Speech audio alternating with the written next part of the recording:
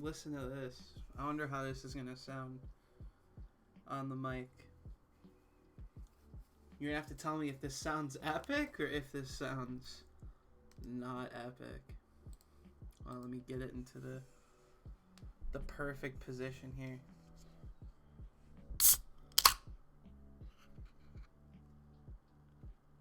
Was that a certified epic or not epic sound?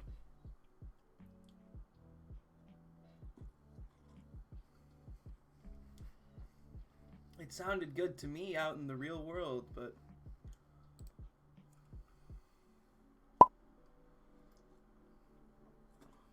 hello. Welcome to the impromptu art stream. I'm doing an art stream because I couldn't decide what video game I wanted to play tonight, so I said, fuck it. No video games. Work. We are doing work. So yeah, this is the current commission. I guess we'll start off with what we're gonna be working on. I have some other stuff I want to talk about here too at the start of the stream, but we'll start with this. So, I agree. Video games suck anyway. 100% agree. So here's what we're working on. This is a VR chat group.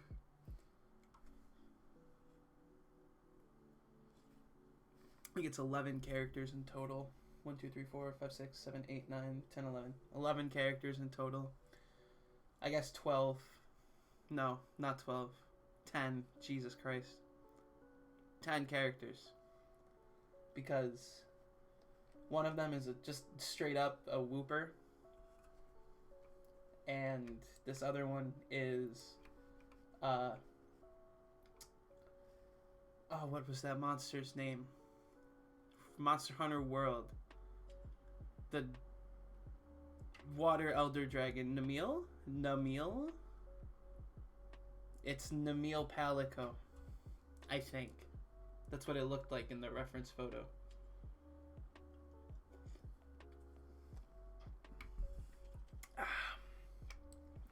I have these first 3 characters sketched out, but I had a request to change the outfit on Legoshi here.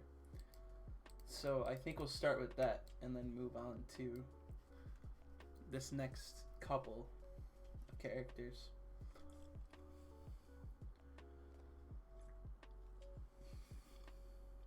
It's a very interesting commission. It's a lot of people. I think this is the most characters I've ever put in one drawing. And I tried to keep it at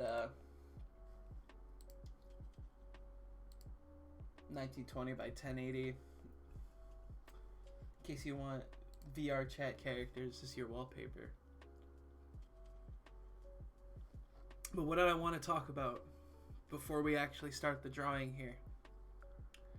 I wanted to let's drag this window over.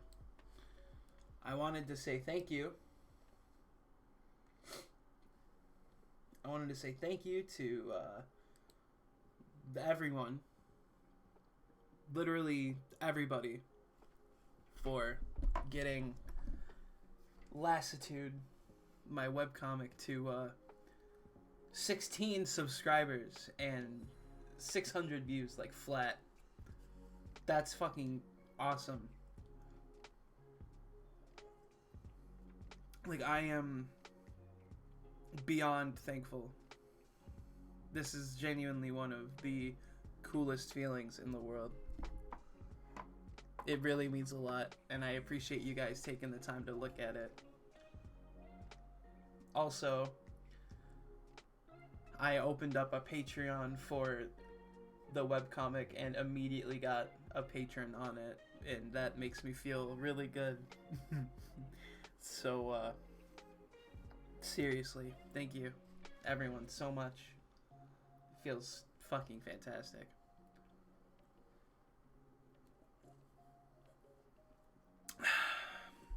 But I wanted to make sure that I got that out of the way at the start. And I'll probably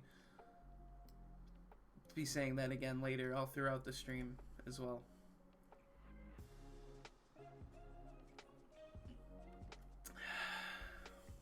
If I seem kind of shaky or jittery today, I went and I had a job interview, so I'm kind of like in super anxious mode.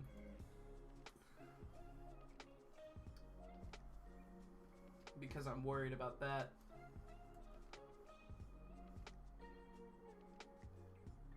But, you know, that's fine. Whatever happens, happens. If I get the job, I get it. It'll be great. It'll be awesome. If not, bruh.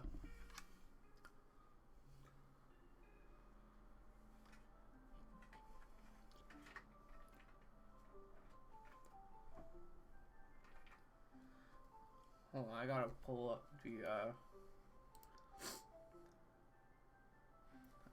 up the reference here. Well, that's a notification I've never seen before. That's very interesting. Thank you for the Prime Gaming conversion. I've never seen that before. Thank you. Yeah, I feel confident about it.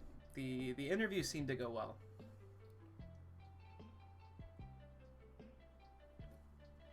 The interview seemed to go well.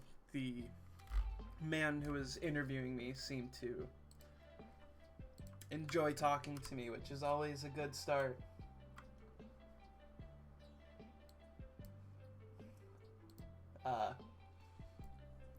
And it genuinely seems like a cool place to work. I'd be doing shipping and receiving for a textile printing company. So like, even though I'd be on my feet all day, constantly lifting boxes, you know, just having some sense of job security and like there's a word for it, a routine. Having an established routine, knowing what I'm gonna get into every day when I go to work is going to be a great feeling, because I didn't have that at my last place. The last place that I worked at, I was working at my uncle's lighting company. He had me on the team listed as a designer, like the graphic designer, but I'd say about 80 to 85% of the time that I spent clocked in was doing general warehouse work.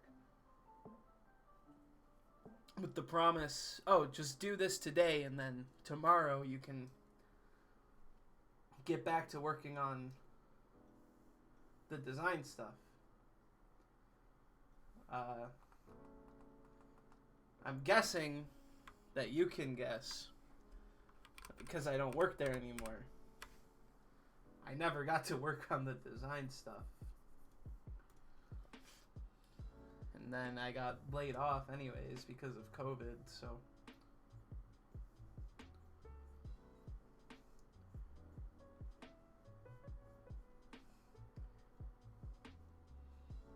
I'm not a spiritual person, but I've always been told by members of my family that everything happens for a reason. You know, so maybe this next place will be freaking epic. And like, maybe it's destiny that I lost my job because of a pandemic. You never know.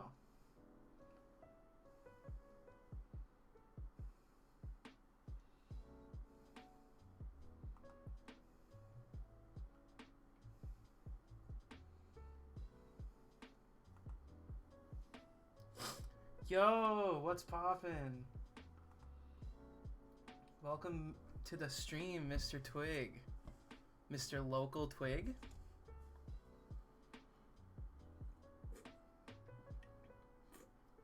We're doing a commission. It's a VR chat group shot that I have to make like 18 million changes to.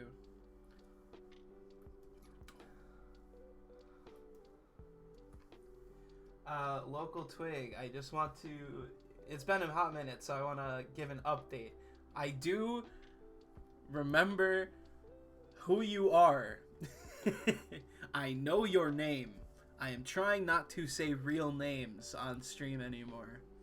I don't think you've been here. I do know who you are. I am in a live group chat with you right now, but you know, I don't want to dox people anymore. So for now, you are Local Twig. The only person who still gets doxed is Jeff, because his Twitch username is literally fucking Jeff. So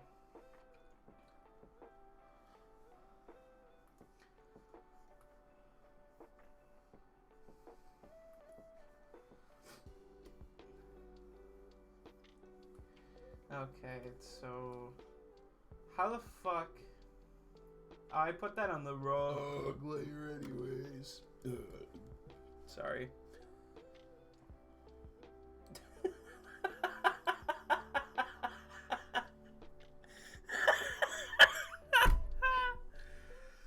Holy shit. That was a good one. That felt fucking fantastic. I'm drinking... I gotta plug these things, man. These things fucking rock. I'm drinking a Zevia 0-calorie soda. It's 0 sugar, caffeine free. Let me read you the nutrition facts. It has 0 calories. It has 0 grams of fat, 0 milligrams of sodium, 0 grams of carbs, 0 grams of sugar, and 0 grams of protein. It's nothing. It's just fucking nothing. And, you know, for the most part, I've cut out pop. But these offer a nice substitution to wanting to feel the snap, crackle, pop of the carbonation. And for being literally nothing, they do taste pretty good.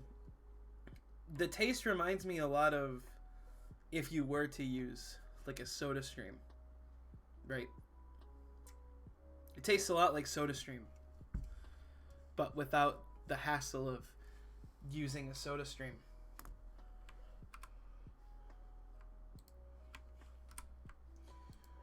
Ooh, excuse me.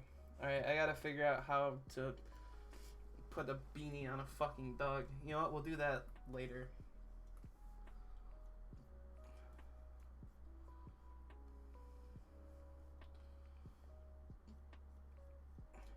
I want to do the hood first.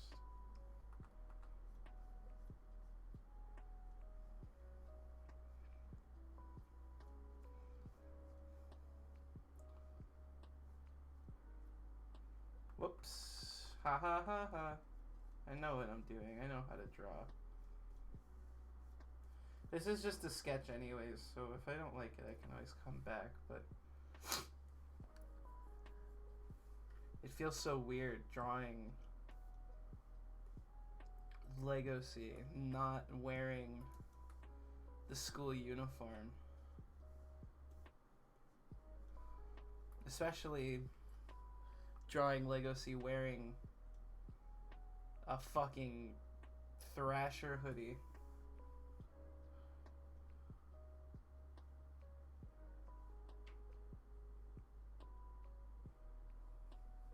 Hype Beast Skater Legacy, let's go. Now we're talking.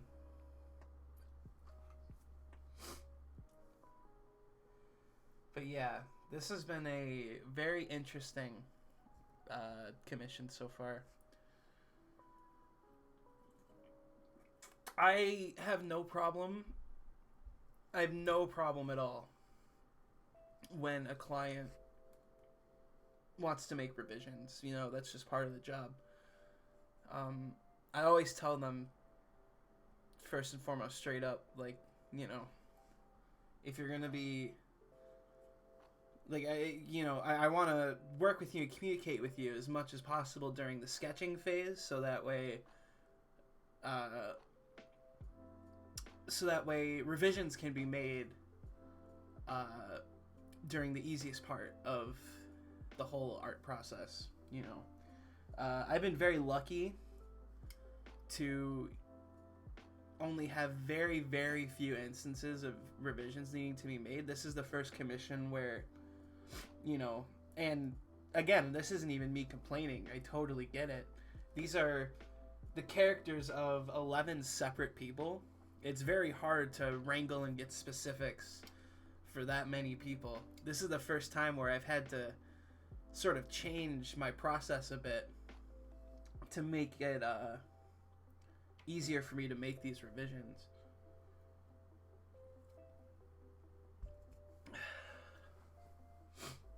Which is why I have like an individual sketch for every character and then a whole separate sketch for the characters together and interacting. It's not something I'm used to, but it is a good lesson for future me.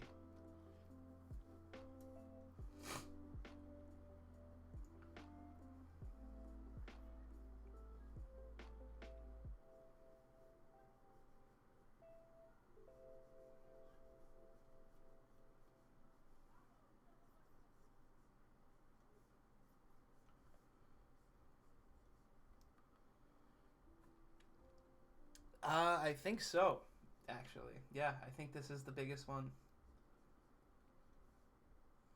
I don't think I've ever even done a personal piece with this many characters before. As a matter of fact, the only one that I did ever make, I never finished. It's a work in progress sitting on my hard drive. I probably never will finish it. Super massive, super hot. Yeah.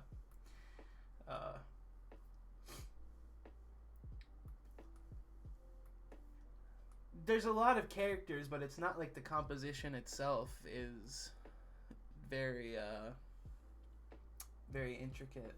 Specifically for this one, it's just... Here, I'll pull up the, Oh, okay. You want to see the whip, too? I'll pull up both of them. Hopefully I still have that whip somewhere. So here's the drawing that inspired this one. One of the people from the group saw this on Twitter and was like, yo, I want something like that for my VR chat group. This is,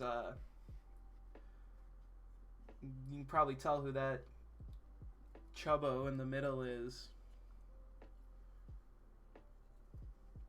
But this is Discord group chat that I'm in. Very cool. Oh. Stop. You're gonna make me blush. Stop. You're gonna make me hard. Okay. And then the whip. Oh, fuck. What year was that? That had to have been 2019. Right? Yeah. Oh, I don't even want to open it. It's so... I've gotten so much better since then. I guess we'll look at it. Fuck. The 1992 meme team line art.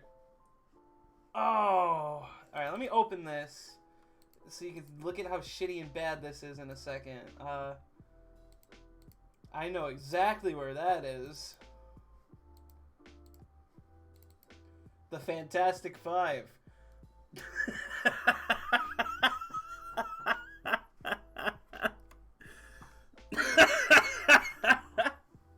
There it is. Oh, it's so good. It's so fucking good. I like how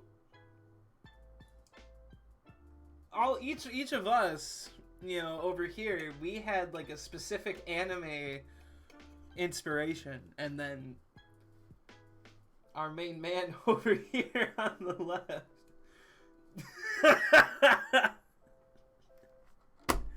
He just got nothing. You know what he got? He got owned. That's what he got. Man, this was such a iconic pose, too. Very conveniently, I was able to hide my protrusion behind our friend here, and it looked fantastic. So good. Okay. I had literally watched SSS as Gridman in a day, and I still think it's my favorite Trigger anime, probably. So I'm like, fuck, I'm gonna draw all the characters. And I got this far, and I'm like, this looks like shit. And then I practiced and got better at drawing people and cartoon characters. And I just never went back, because I don't even want to take the time or effort to do this. I'm over it. I did my Gridman drawing that I wanted to do. I'll pull that up. I did the Gridman drawing I wanted to do, and I did it for a local anime store, and they hung it up in their stores. So at the end of the day,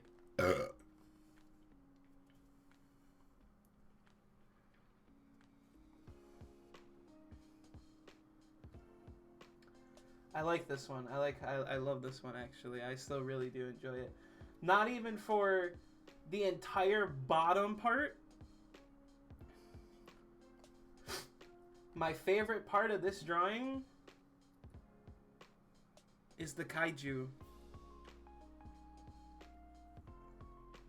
The lineless rendered kaiju in the background.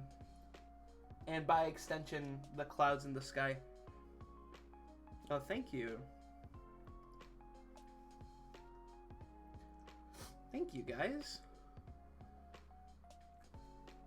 Hyping me up on stream tonight. Love the fuck out of y'all. But yeah, I love, this was just this one was a labor of love. I really enjoyed the dudes that run the shop, and I was like, I'm gonna hook them up. And I don't think any of them had seen Gridman, but it's okay. We gotta spread the word somehow. I've been getting a couple of my friends into Gridman lately. It's a really nice feeling. I could sit here and talk for an entire 4 or 5 hour long stream about how much I love the show and how much I love how smart the show is. But we'll save that for a different time. Unless y'all have been looking for a new anime to watch, then boy, do I got the show for you. And it's called Danganronpa the Anime. Just kidding. It's called Gridman. Bet you didn't see that one coming, huh?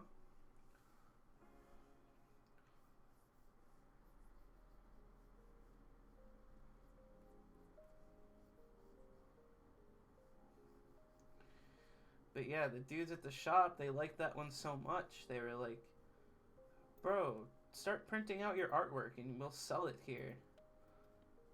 And I'm like, fuck yeah, I'll get right on that. And then I never did. Can you believe printing shit costs money?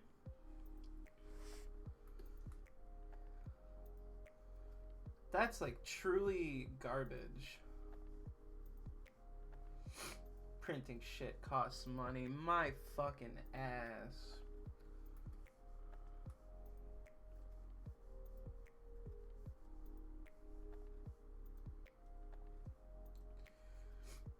I do think it's really funny that the Lego She requested an outfit change, even though now that I'm drawing it,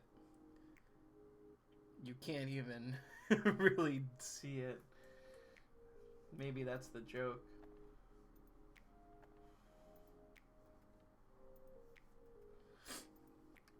Yeah, merch production is very expensive. I got really lucky for Well, Steven, you were there. God damn it!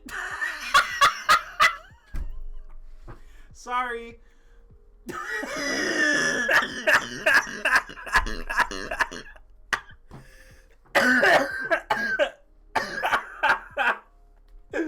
Woo! Get on. There's snipers pointed outside your house right now. Anyways, you were there.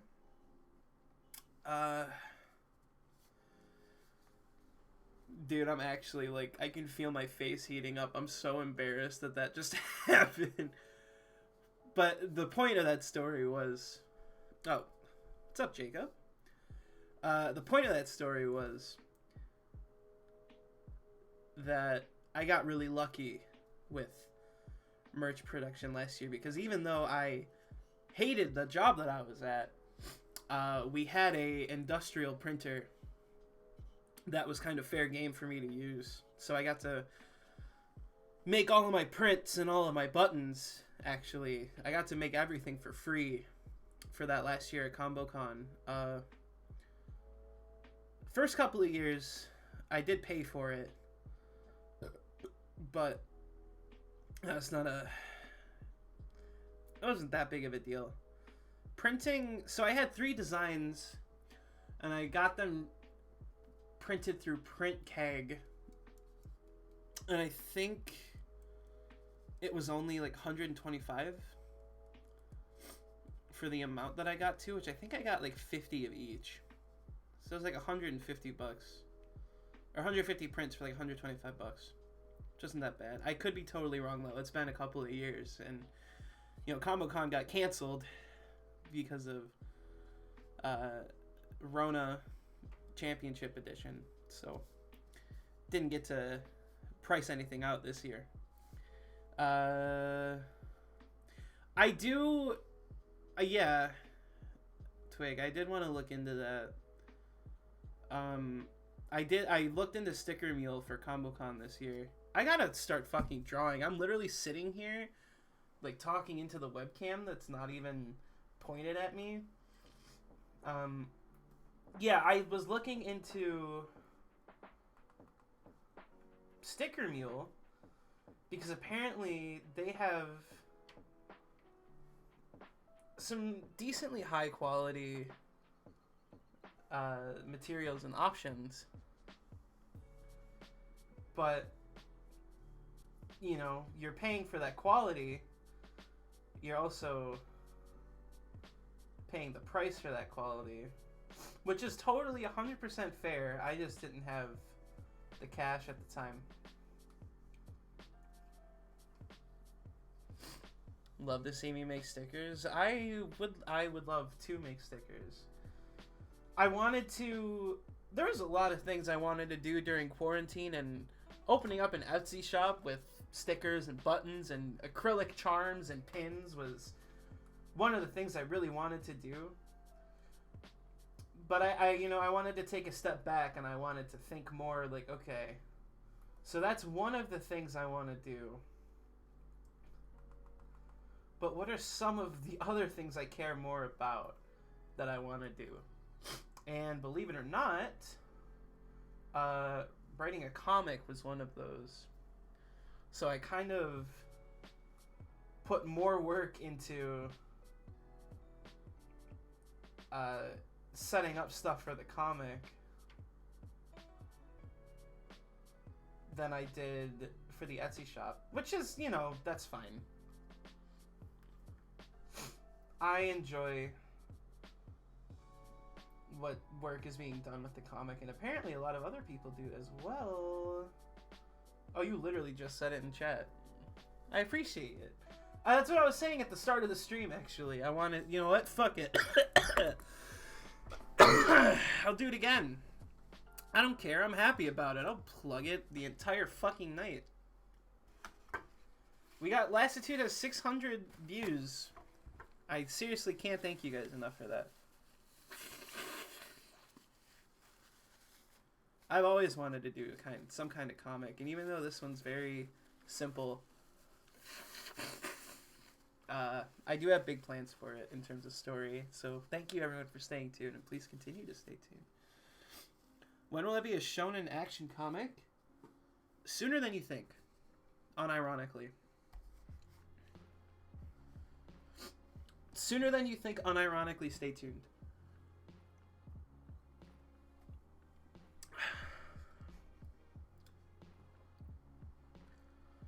I mean, you guys saw the last panel of Chapter 3, right?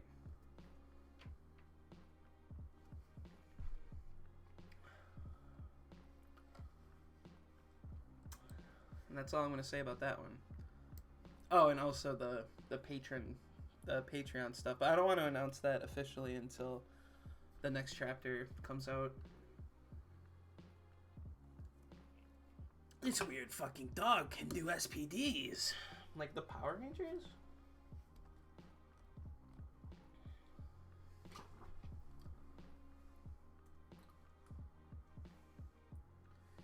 Okay.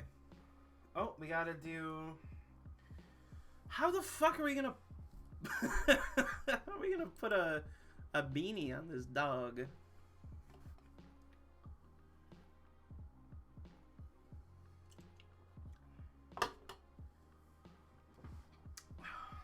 Because the guy specifically said that he wants the hood now, but he wants the beanie on. I guess we could do it kind of like how we did it for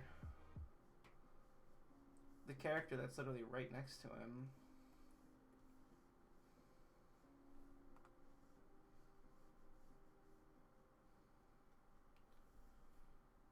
Haha. Yeah, buddy. We out here fucking drawing. Cool. Okay. Worst comes to worst, we could fix that. Okay, so we'll hide that sketch layer.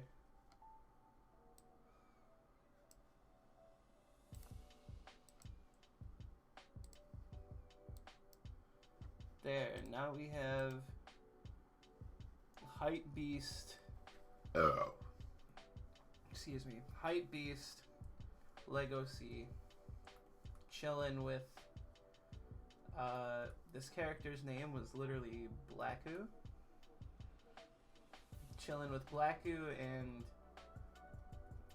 their other friend.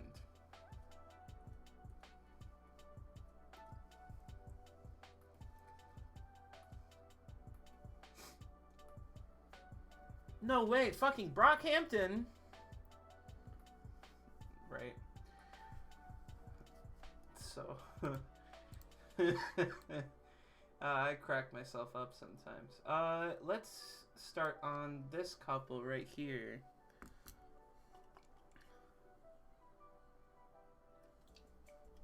Which I gotta pull up the reference images for them. How far down were they?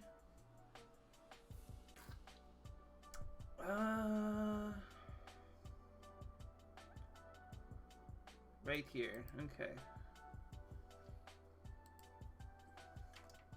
We'll do the character on the left first, who is white and mint green bunny rabbit with Pink Floyd Dark Side of the Moon polo t-shirt. I guess I can show off the Wefwin's image. So here, yeah, this is the left character.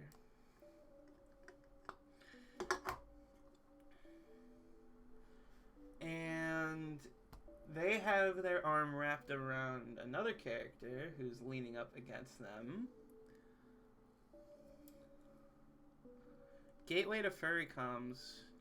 This is how you get the money. I'm thinking about it. I really don't have any opposition. So yeah, I'm gonna be honest. I have no problem with doing furry comps, like literally at all. I have nothing against furries. I've never known what the best way to get into the market was. Make yourself a Sona. I've been assigned a couple of Sonas before. I don't really... See, this is why I feel like I personally am not a furry, even though I think furries are fucking cool. And I love the creativity that goes into the persona designs, but I've never had an animal pop out at me or a design pop out at me and be like, you know what, I want to make this my persona right fucking now. I did have a... Oh, God. How long ago was this?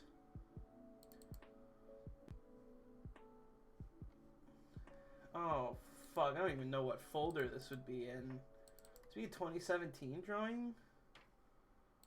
2018 drawing?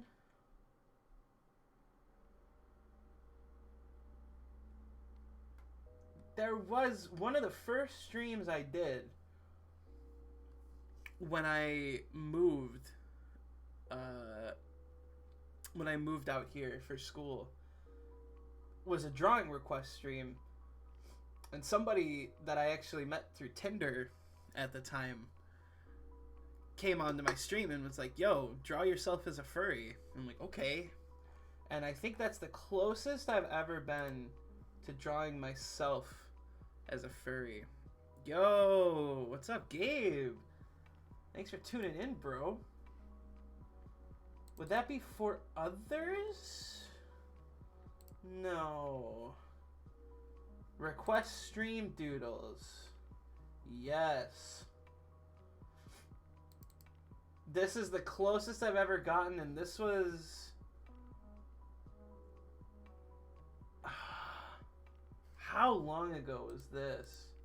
Can I see file details? I guess I could just pull it up in Windows Explorer. This is like... I can tell from the brush that I was using here that this is from a long ass time ago. All my friends are furries. I had to make a Sona to fit in. It's peer pressure. Listen, personas kind of pug. I'm sorry for interrupting the commission drawing yet again, but I am super curious as to when exactly this one was drawn. I really want to know. Yeah, the drawing request streams were a thing. That's as far as I can go with that one. We can look at a couple of those, actually, if you want. Dude, I miss being able to do song requests. I've been listening to so much music lately that I want to share with people, like, especially on stream, that I just can't. This was...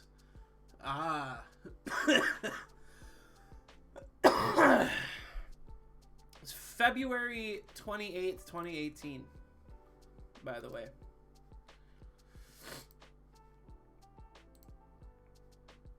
February 28th, 2018. Yeah, let's look at some of these. Some of these were kind of funny. I don't remember who I did who for. Oh, some of them have the names of the people who requested them at the start. Imagine being able to listen to music on twitch.tv. I know. I'm so happy I found this royalty-free playlist, which perfect segue. I do want to plug this every stream. This is, let's pull it up. Stream Beats Lo-Fi. Yeah, check it out. There's always game soundtracks. What? Dragon Quest completely fair use. There's gotta be some catch. There's no way, Dragon Quest as an IP. I think this was from the same person who wanted me to draw myself as a furry. They also wanted Obama draft.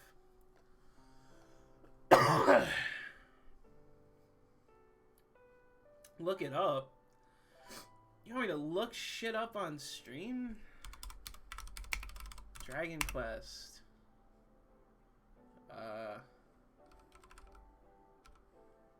What would that be? Public domain?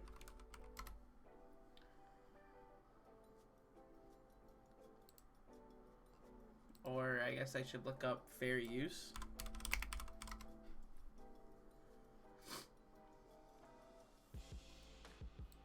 Royalty free.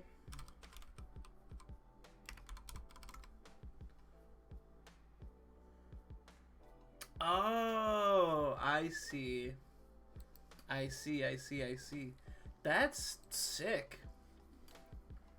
That's super sick. That is one of the last things I would expect, like, ever. T-shirt ad? Scroll? Fuck yeah, you did. Fuck yeah, you did. Josh makes some really good shit, man. I own a couple of shirts from him, and I had some printing work done by him for a couple of Christmas presents and other commissions. Pretty good stuff. You can make and sell fan content of the King James Bible if y'all want. Oh my god. Here's Yamcha as a warrior cat, also from a request stream from 2018.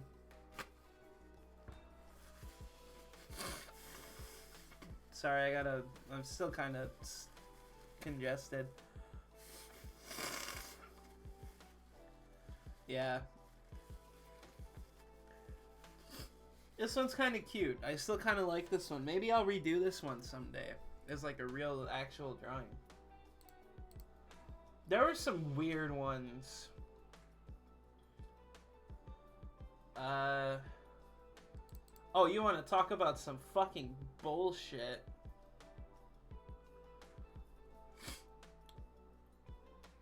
I don't even know if I want to get into the story of this one on stream. What a hoot and a holler and a half.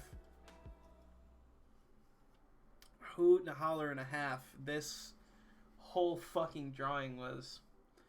All I remember is that I drew this, and then the story happened, and I felt like shit for a very long time. Not because of anything I did, mind you, but again, story for another time. It was a while ago. I only remembered it because I just saw it.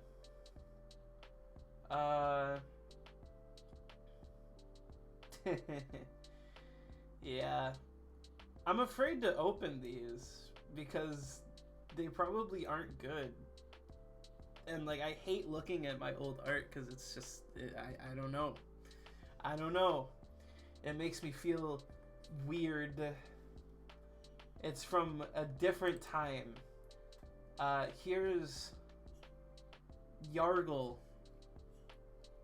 from Magic the Gathering as a schoolgirl, as a anime schoolgirl. This one was fun. Yes, this one was very nice. I very much enjoyed this one a lot. This one, this one was very, very pogea.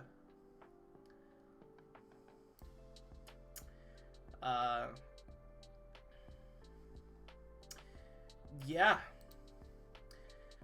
I think I have a separate folder too. Hold on. Let me look after.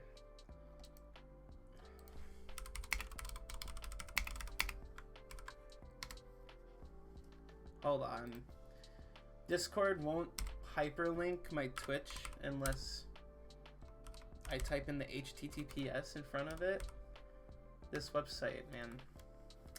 Okay. What was I talking about? My other drawing request folder. This was the weird folder. The other folder did not have weird shit. Because it was... So we had request stream, and we had the OC request stream, which was all original characters. And for some reason, I just have a picture of Josh in here.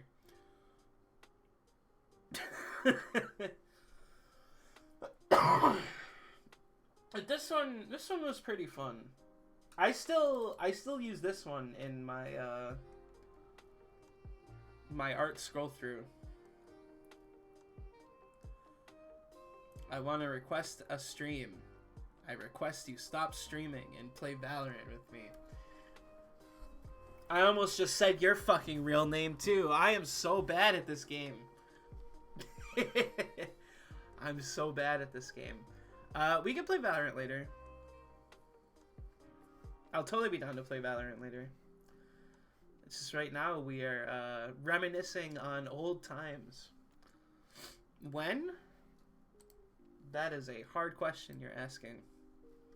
I do not have an answer. I think I also still use this one too. I gotta update my art scroller, my slideshow. It has a lot of old stuff in it. And then just a picture of Josh. Right. Yeah, so let's see if there's any other weird folders. It's been a long time since we've looked through old stuff. Series fan art? What the fuck was I doing? Why would I ever organize shit like this? What the fuck is this, man? This is Pennywise, but like, it's like a fucking Newgrounds drawing.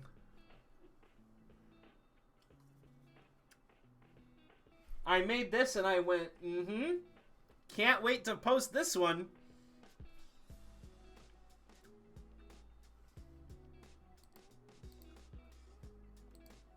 I think some of these other ones are pretty bad too. An Overwatch folder? Oh, I don't even want to fucking... Dude, this is the old stuff. This is stuff that I remember making like on my laptop and transferring over to my tower.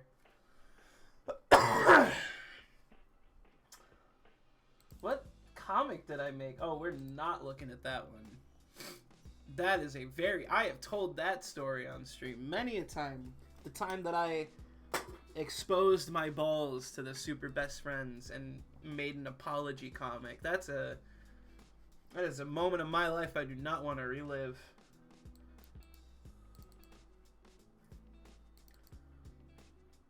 This is nothing. This is literally nothing. This just looks like fucking nothing. You what? Well, maybe exposed my balls is a bit of a hyperbolic term.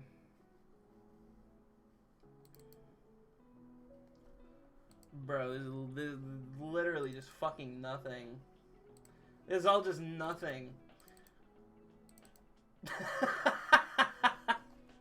Bruh. It's nice to see improvement. I can't believe I used to draw like that. I mean, you gotta start somewhere, right? Everyone's gotta start somewhere, and I'm not good by any means right now anyways. It's all just about constantly improving. The second you start slacking, that's is the second you start failing. You know what? I'll tell you the story. It's not actually that bad at all. It's just my heart. It's a story I don't even really like telling anymore because my point of view back then was so different than what it is now. It was, who was doing the playthrough? Was it Matt and Wooly? We're playing through the Tony Hawk's Underground games. It was Matt and Wooly. And Underground 1 is like one of my all-time favorite video games, like ever. Ever. So I was so excited, and I was so happy that they were doing all the stuff in the game, and it was a good time, yada yada, having fun. The final episode comes out, and I'm watching it on my phone. I'm assuming everyone has watched a YouTube video on a phone at least once. So you know that when you're watching a YouTube video on the phone, unless you like tap the screen, you can't see how much time is left on the video.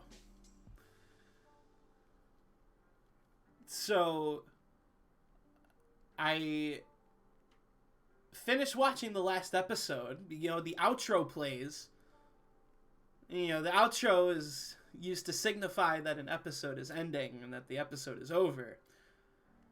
So the episode ended, and I'm like, that was a really good playthrough. I'm surprised they didn't watch the secret ending where you punch Eric Sparrow in the face. So I tweeted, I think it was specifically at Wooly I tweeted. I tagged both of them. And I was like, hey guys, just finished the playthrough. It was awesome, super funny. In case you guys haven't seen it, there's this really cool secret ending where you get to punch Eric Sparrow in the face. And I got a reply almost immediately from Wooly. And the only thing the tweet said was, please watch the episode.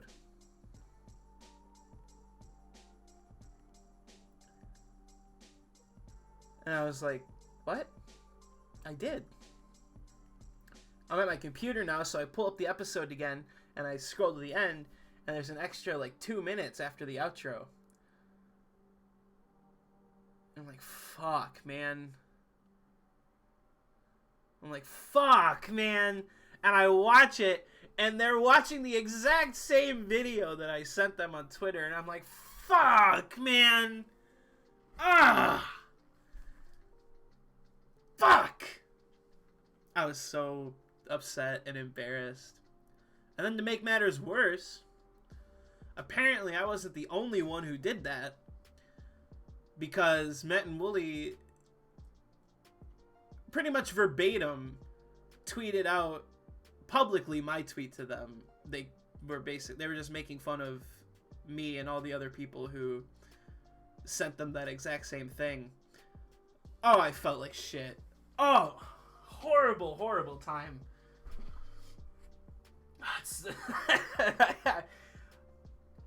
And back then, this was before I had ever actually met Wooly.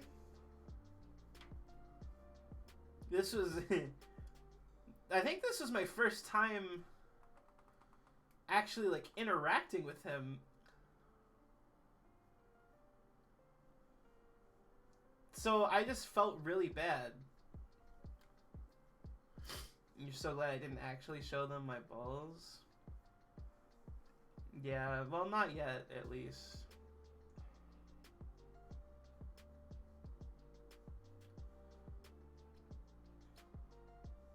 That's for the next ComboCon.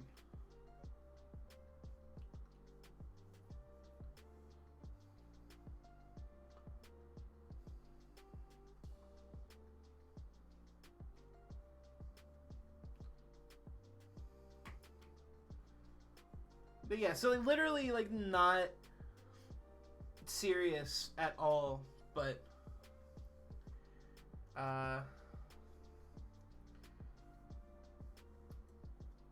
still one of my least favorite experiences ever. I gotta say. And then my stupid ass, I'm glad I had people tell me no. What the fuck are you thinking? Wooly was supposed to go to ComboCon. I was gonna go to ComboCon. I'm like, oh, now's my chance. I can apologize for tweeting that stupid shit in person. And people are like, what? He probably doesn't even remember it. He probably gets 800 tweets a day You just happened to be unlucky on that one day and he happened to see it. You know? So I didn't say anything. And it's fine. I gave Wooly some free art and he liked it. I'm like, okay, character arc over. I'm okay with the outcome.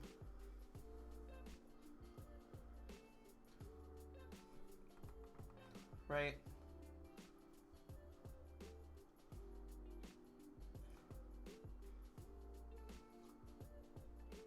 It could have been worse, and I could have been one of those chuckle fucks who say like some actual stupid shit.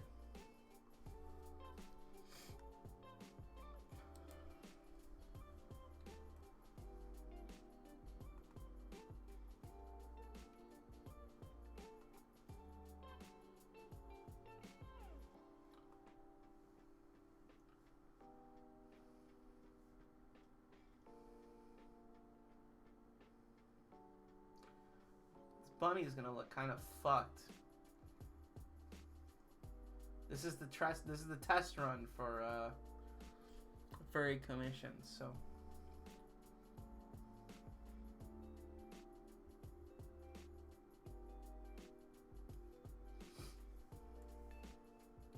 this is still just a sketch anyways. This is just for you bastard. This is just basic character design stuff that I'm doing the sketches for right now.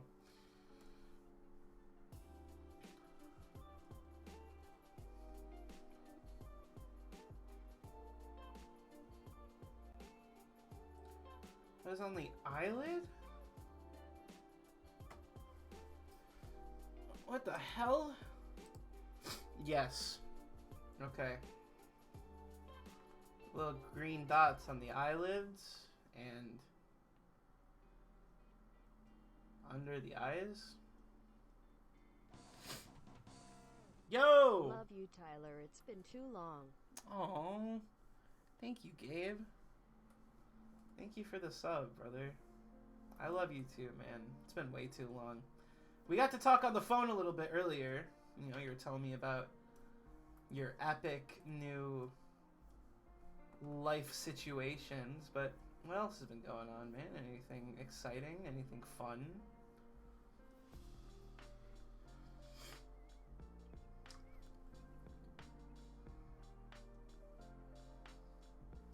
You know, this is actually a really cute design. I'm not gonna lie.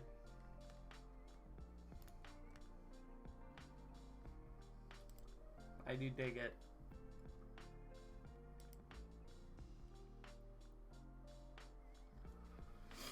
Alright, time for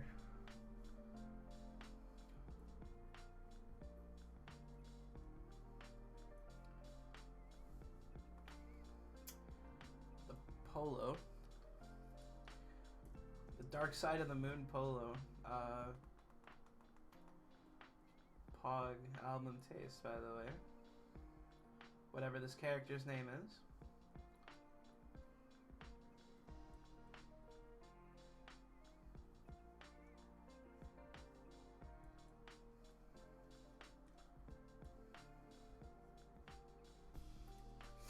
So this character is like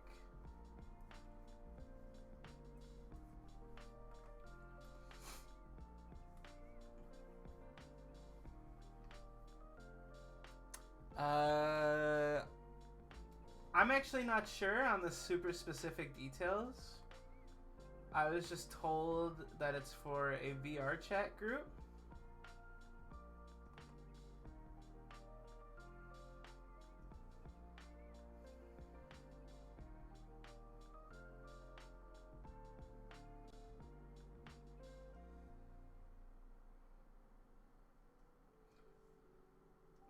The person who commissioned me, they had a specific, like VR chat character Twitter.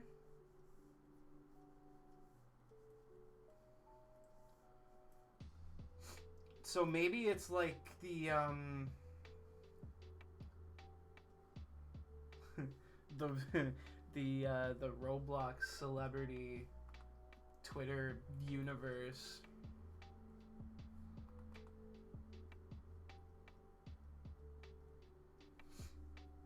And if you don't know what I'm looking about, fucking awesome, Tyler. You are on a roll tonight, dude. Let's fucking go. If you don't know what I'm talking about, I highly recommend looking it up if you can.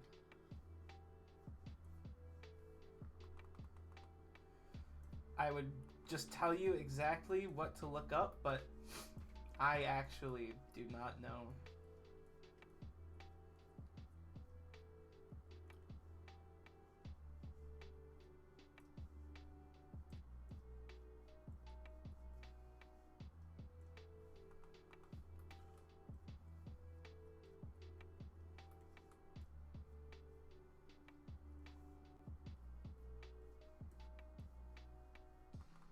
I think it would.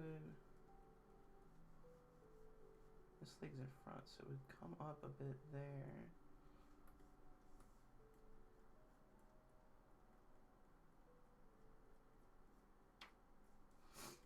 What the fuck? What is a Pink Floyd Dark Side of the Moon album cover? It's a triangle and a rainbow and a line. Today, we're going to learn how to draw old album covers.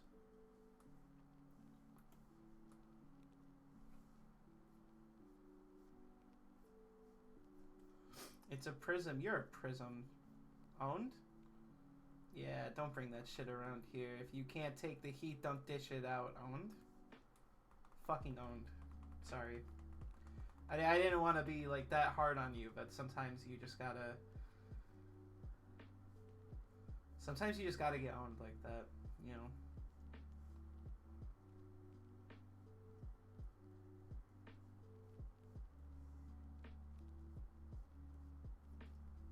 Take it back.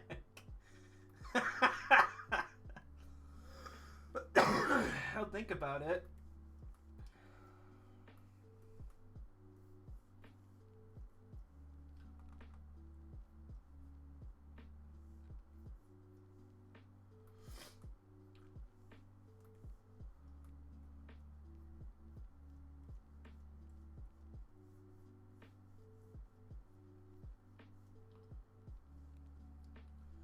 There you go, bunny feet.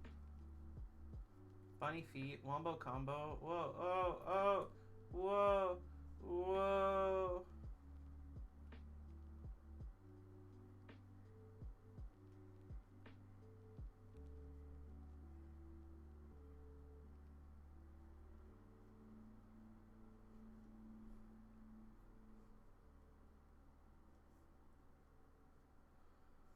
Okay. Where your curly mustache at?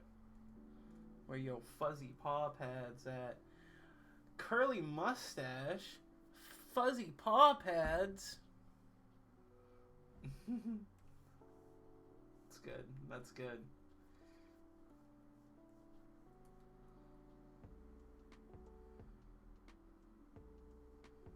You know, maybe that's what I'll do on stream one day since we're talking about furries again. If y'all have got furry friends,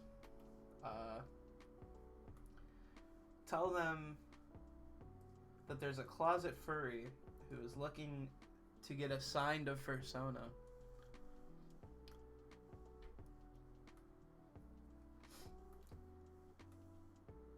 I don't think I have to tell you who that person is.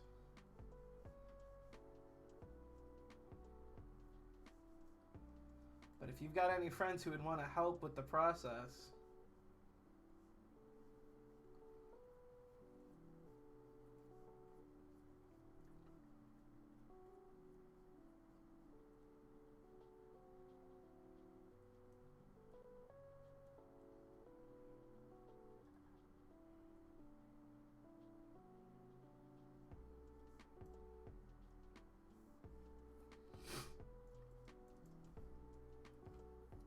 Okay.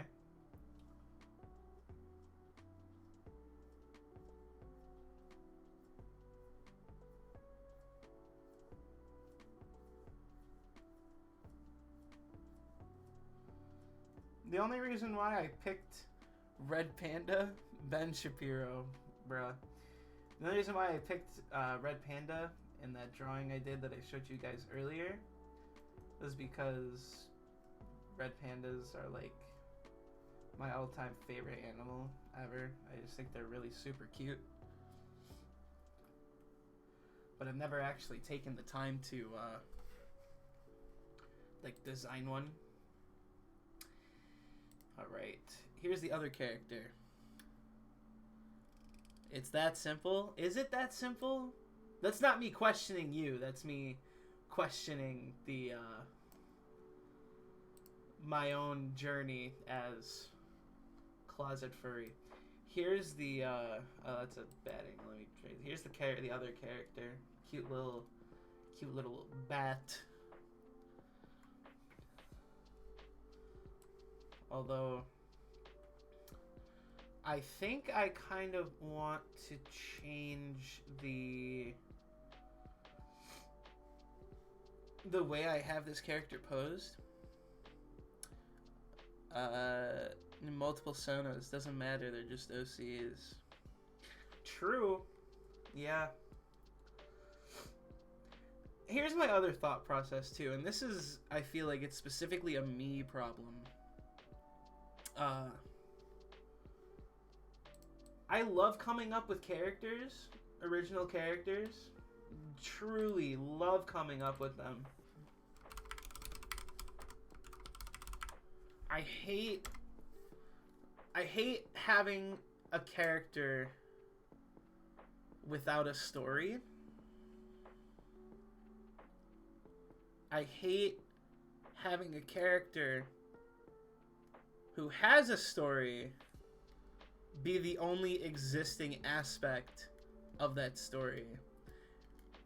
So there have been a lot of characters that I've made in the past that I've drawn and have just abandoned because I couldn't think of a story for them, and no matter how in love I was with their actual design, like, if I can't come up with a story to justify them existing, then what's the fucking point? But that's so specifically a me problem. I know that's not normal, right? That shit's not normal. People do that all the time. The only reason why I made a lassitude comic is because I was drawing those characters so often behind the scenes, and eventually I was just like, fuck, I should do something with this. So when it finally came time to make a comic, I was like, well, I have this. Make your Sona a background character in Lassitude? I guess I could throw furries into Lassitude world.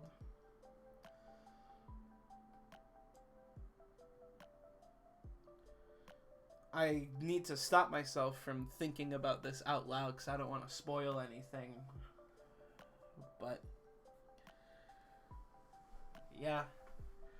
Yeah, I could. Okay. This one's gonna look kind of weird at first. I wanna...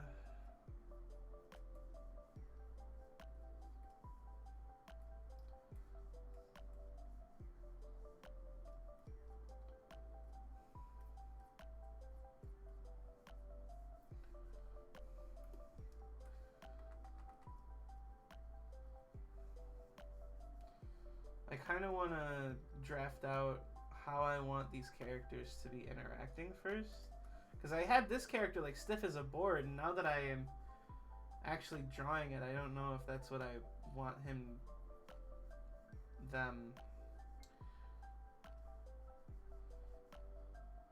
to be doing. That's why I changed this character interaction to... Like, I think I want more action Kinda.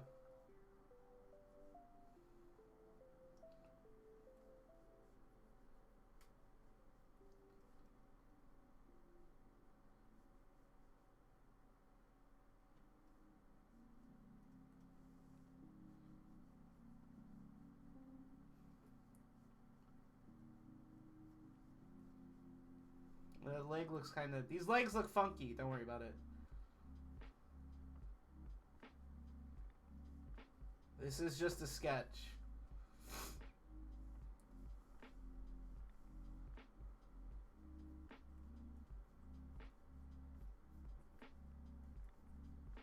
This is me testing stuff out right now.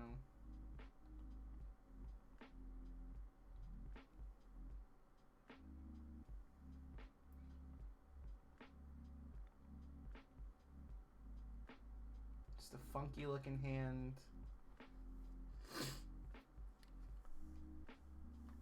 Yeah. I guess I could just make animal people. I guess I could. Dragon Ball is good with that too.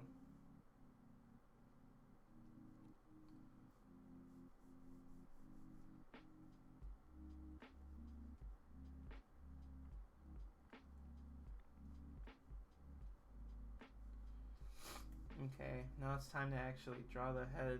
Maybe I should have drew this first.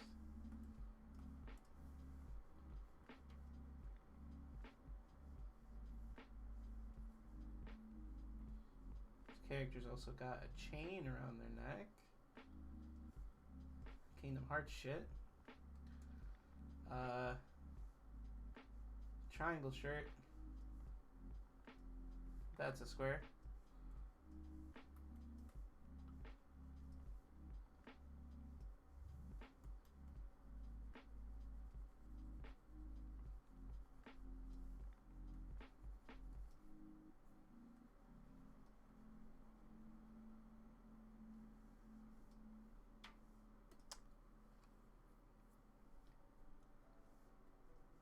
I feel like the shorts are actually a bit lower as well.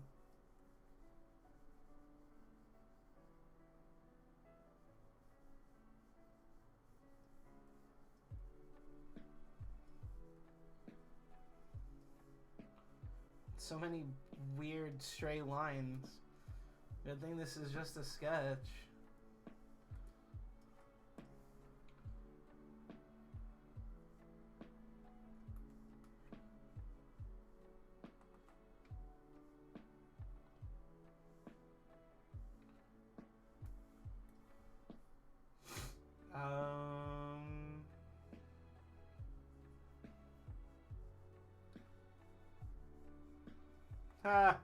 This is why you always start with the head, kids. Or else you get weird looking shit like this. Oh, well, I'm trying to draw like a normal human head. It's not really a normal human head anyways.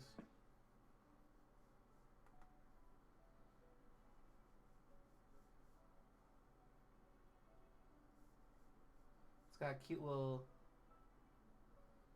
bat flaps.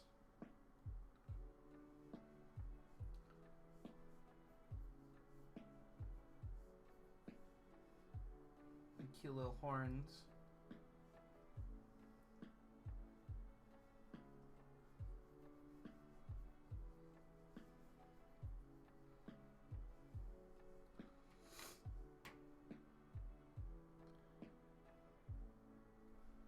True. Yeah, when are we playing Darkstalkers again?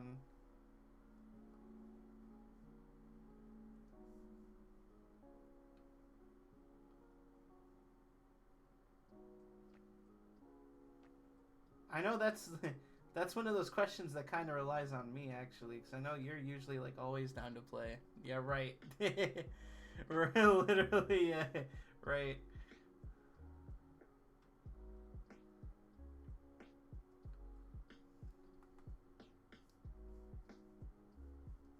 I would like to do it on stream again. Whoa! Goosebumps, shrunken head syndrome. Rule number 2, never draw all the way zoomed in, you fucking dumbass.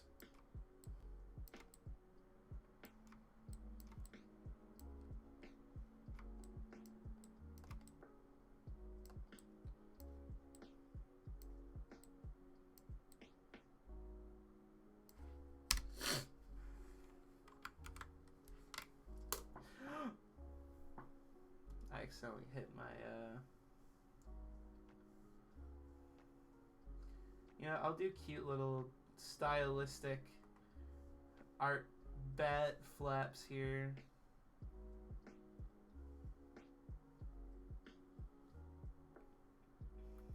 Okay.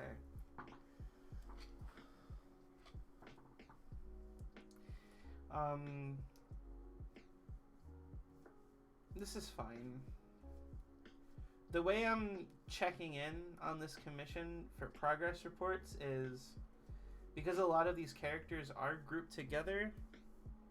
I'm just I'm doing each individual group and then sending it over. I did mention to the client that I wanted to just so the turnaround time could be faster. If you could compile a doc of like all of the specifics that each player wants for their character, get that to me, and that way we can get that out of the way before we start the other stuff here.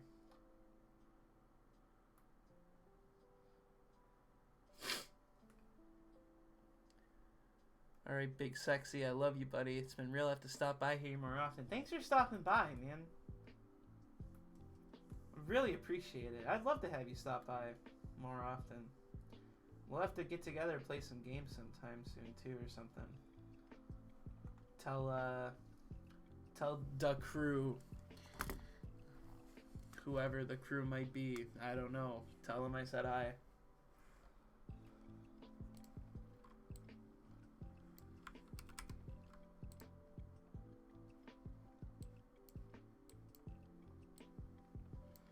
So what I'm doing now is I'm just getting a copy-paste version of these characters so I can come in and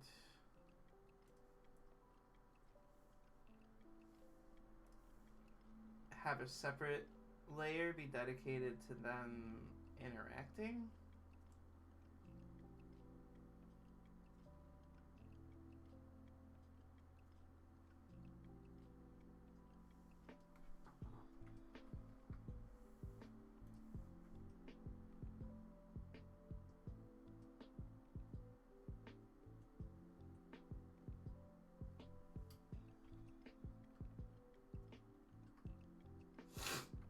Alright.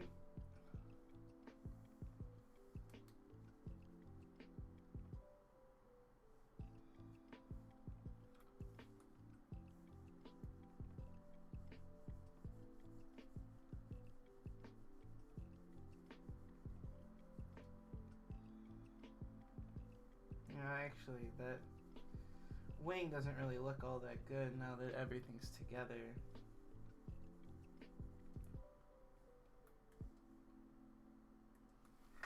Yeah, so then you end up with something, well, like this.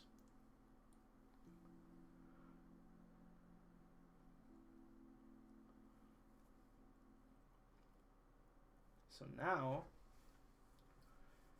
I'm going to be a little bit inactive on the art for a couple of seconds. I'm going to be sending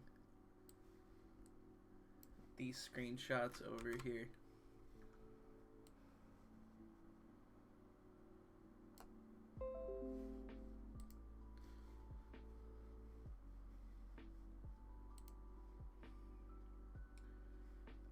Let's see, this was group 1's, this would be group 2 preview.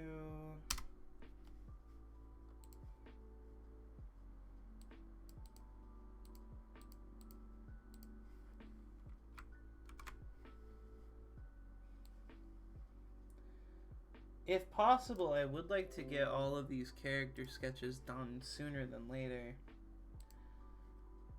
You know, the sooner I can finish this commission.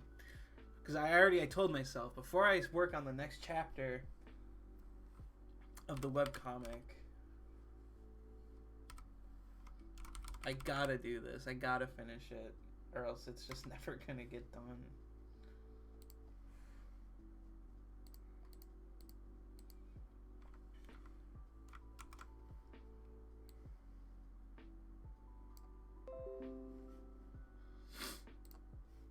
This would be chart 5 sketch. All right.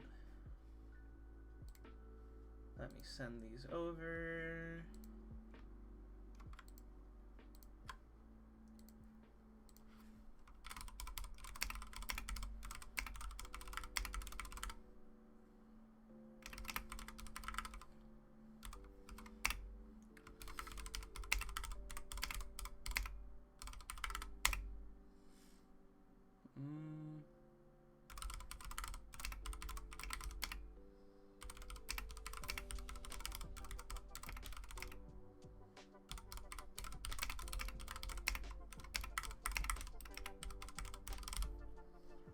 Okay. So those are those two. Now, admittedly, the one I'm actually worried about here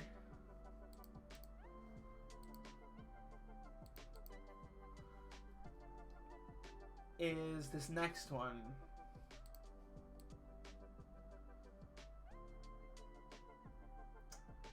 And the reason why I'm worried about this next one is because,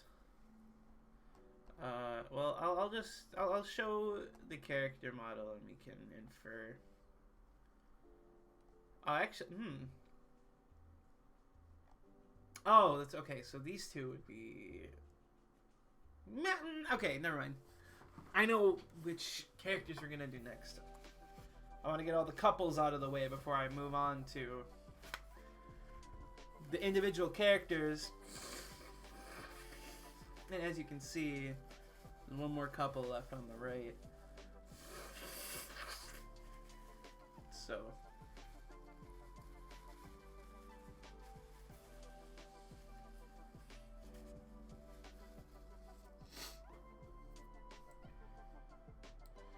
Alright.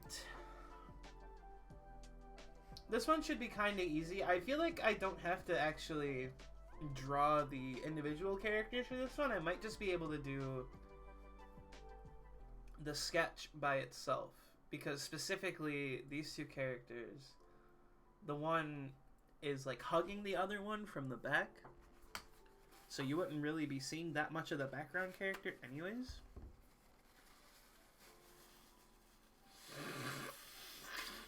Sorry, I'm still so congested, Chatham. It's only when I'm like focusing. I'm literally clear all day, and then I sit down and I tilt my head slightly down to look at the drawing tablet, and then it all just comes back.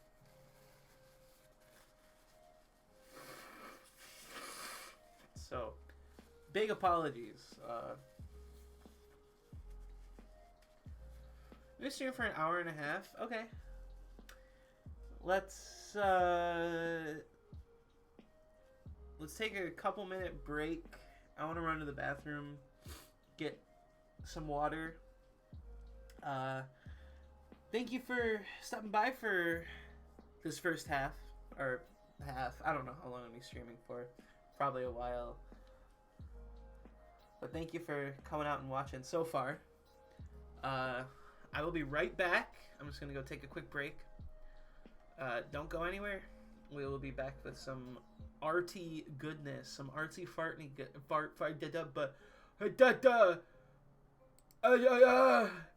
I don't fucking know.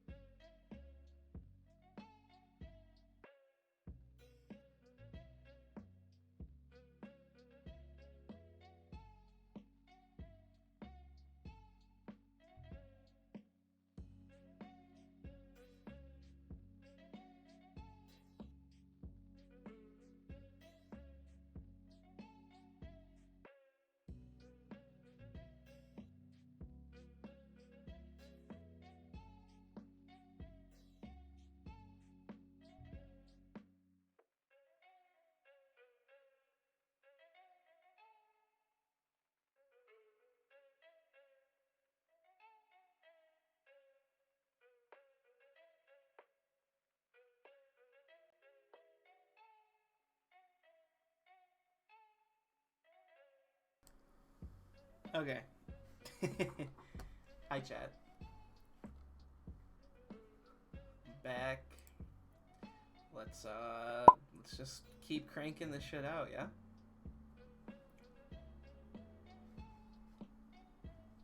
Alright. So here we have the next two characters, which... Fuck. I'm actually now realizing I don't know if I can really do.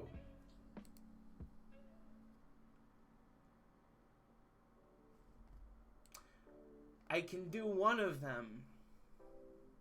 I have the reference for this one. This is a full, nice reference. This is good. However, we get to the other character.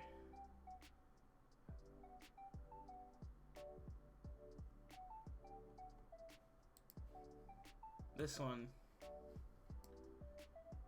This is the only reference I have.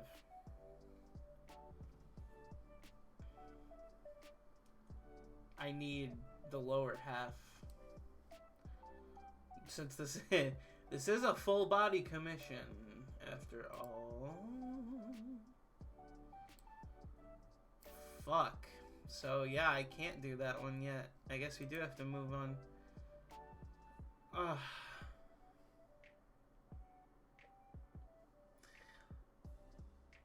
Chad, I'm gonna be honest.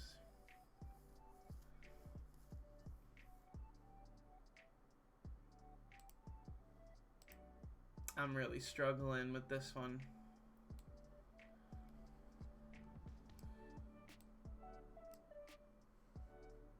I really don't want to draw an Ahegao hoodie. I'm out here turning the Scott Pilgrim game into Marvel. This is stupid. I mean, that actually sounds like a pretty good thing. Plus 20% to the price of Ahegao. What would that... Let's see. It's a $130 commission. What's 20% of 130? I gotta do fucking math. Ugh. I want to know though.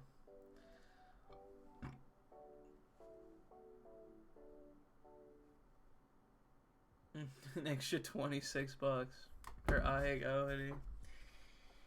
I think I don't want to draw it. I'm not gonna draw it. I think I'm just gonna go. I think I'm just gonna go copy paste.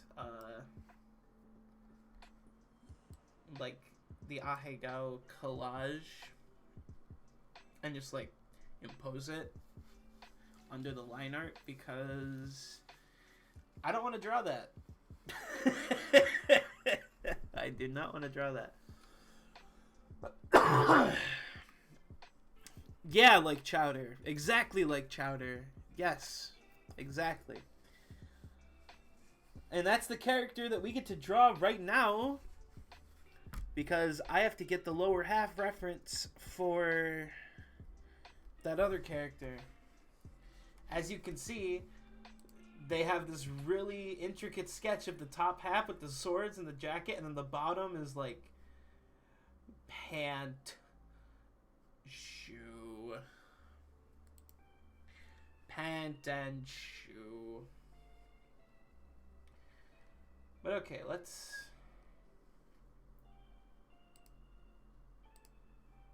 So this would be character 1, 2, 3, 4, 5, 6, 7.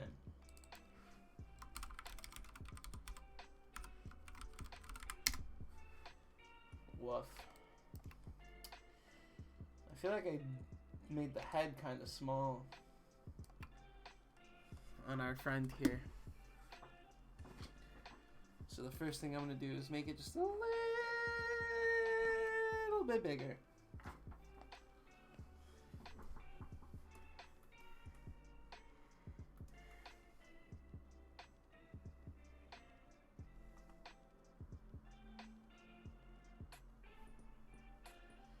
that's just too big.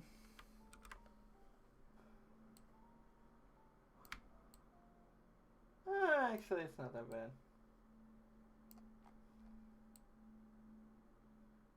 I definitely have to fix this pose, though. So I think I'm gonna do that before I even fuck around with the,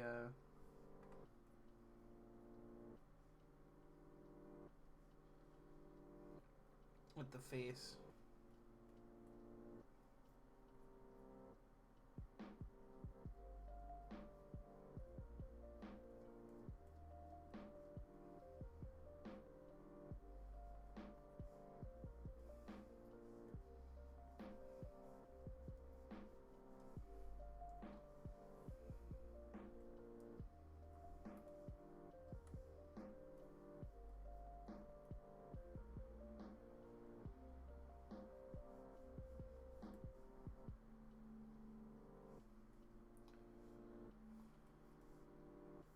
I think just doing a flat back is a little bit better than a hunchback of Notre Dame.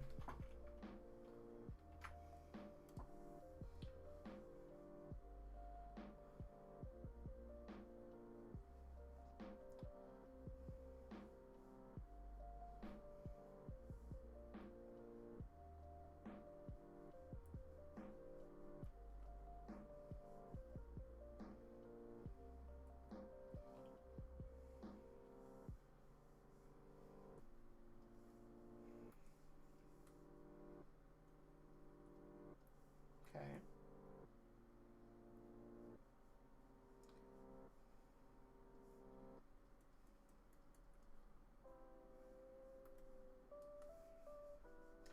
And then the Galaxy joggers with, are those Ahegao shoes?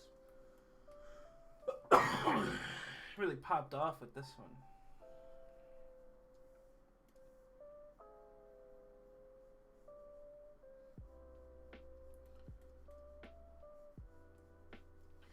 You know, as bummed as I am that conventions got canceled and everything, I am not at all bummed that I did not have to go to my local anime convention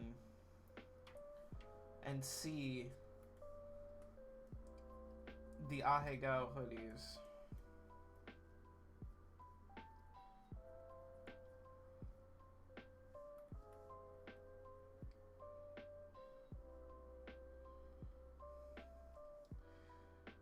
That was definitely a plus.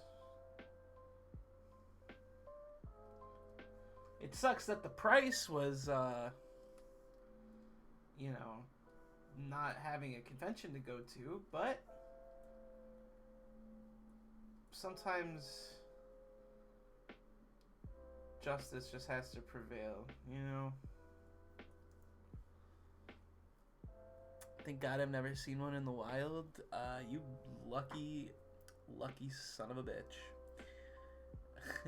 I had an Ahegao hoodie dude come into Pegasus at one point. No. Ah. At like the absolute, and I mean absolute barest of bare minimums. Like Berenstein bare minimum.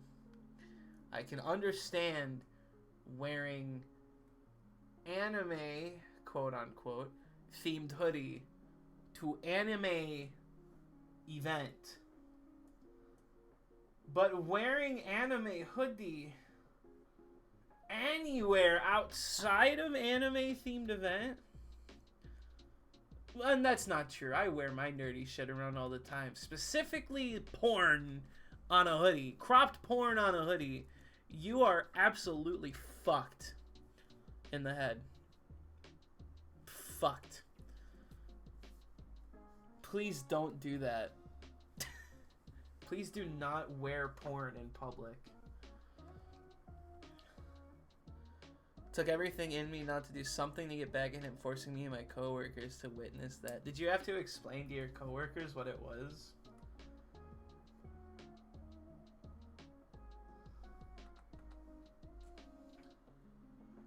Because, like, while I hate the situation of, you know, seeing Ahegao hoodie in public, I could only imagine what explaining to somebody Ahegao hoodie would be. Nobody asked what it was about. I think only his hooded, like, a bit on the front was visible because he had the jacket on. Okay. Okay. That's actually even funnier, I think.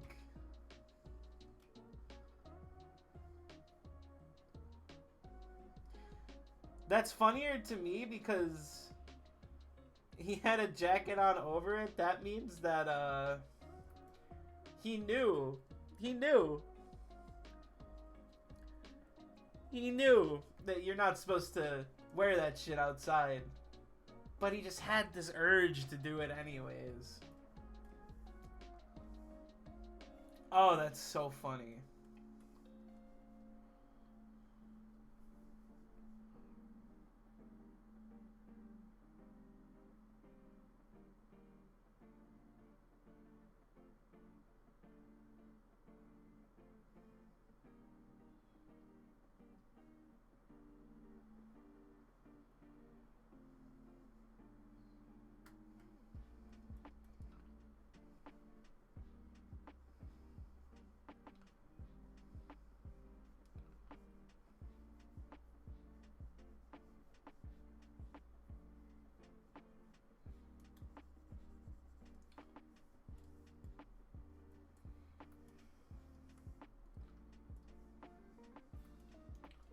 That's fucking awesome and scary. I don't think I've ever encountered something that was that bad outside of a convention setting, thankfully. Cause I mean, okay, let's be real here. Let's be 100% real. Cringe culture is dead, right? Cringe culture is dead.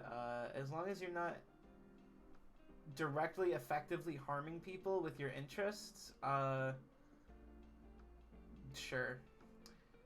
So, you know, seeing cosplayers out in public, you know, you go to the mall and the My Hero Academia group is there and they're chilling. Good for them. Good for them. The Homestuck crew is hogging the Marvel 2 cabinet at round 1? Sure. Why the fuck not? Actively showing off that you're into most likely bordering on pedophilia anime porn in public? That's a different story. Great Googly Moogly. I have so many channel points now. 1.3k points be popping off. What are my rewards even? Introducing channel points. Highlight a message, unlock a random sub emote. Send a message in, ... Sub only mode. The fuck?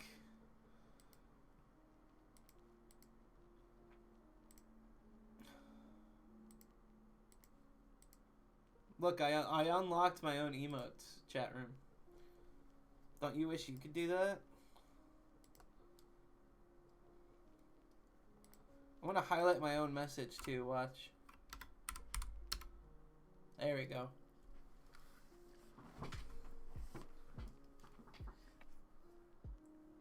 It's too easy. You know what's funny? Twitch recaps, which I didn't even know Twitch recap was a thing. Twitch recaps were rolling out today.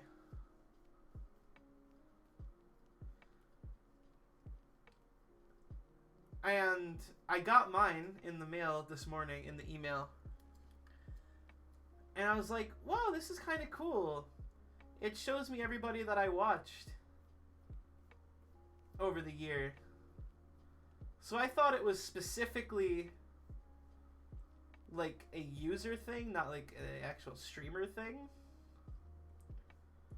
Imagine my surprise when my buddy, the legendary Z-Fan,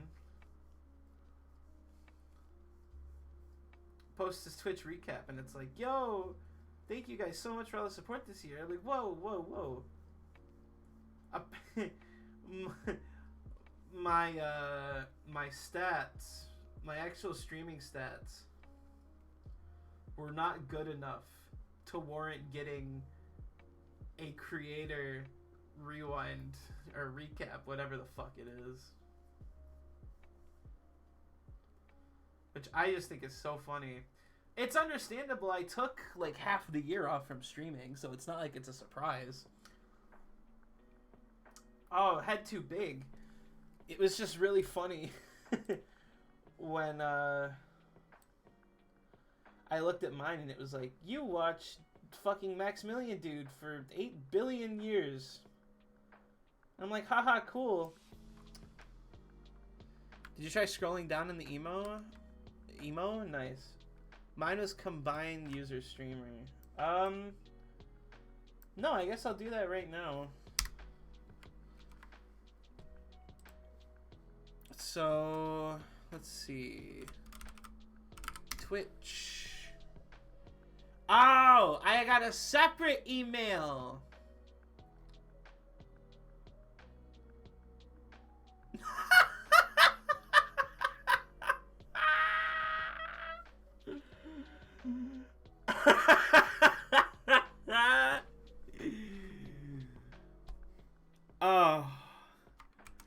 Oh. This is the greatest Twitch accommodation I've ever been rewarded for.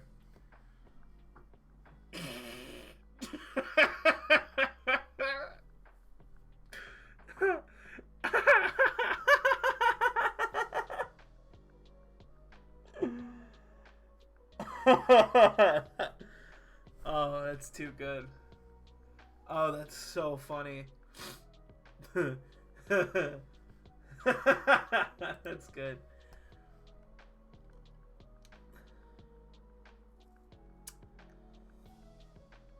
This is interesting. This is a little nifty,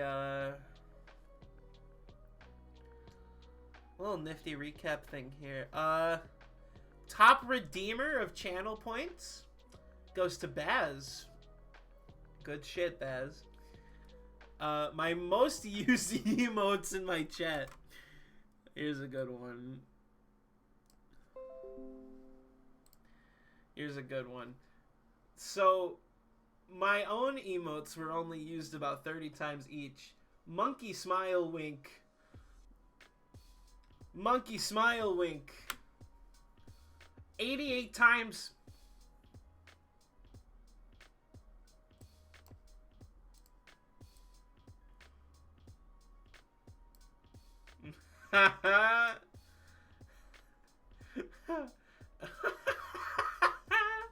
That's so good.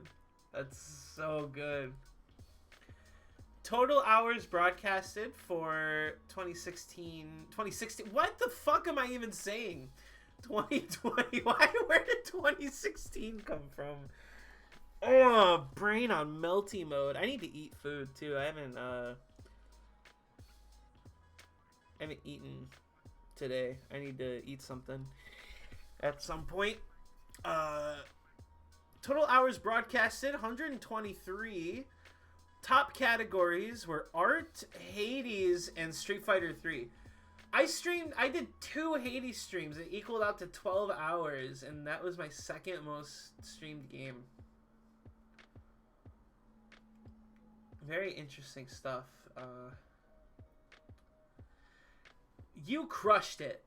Especially considering just showing up at all in 2020 was worth the celebration. Which reminds us, make sure to check out the first ever Twitch participation ceremony, where we're going to celebrate all the people, moments, and achievements that stood out last year. Okay. Wow. Total accumulated channel points, 124,460. You guys should spend that shit. What are you waiting for?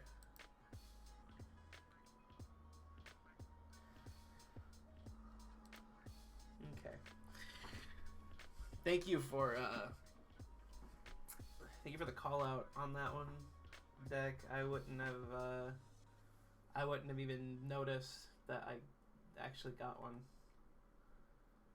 And I would have been very sad.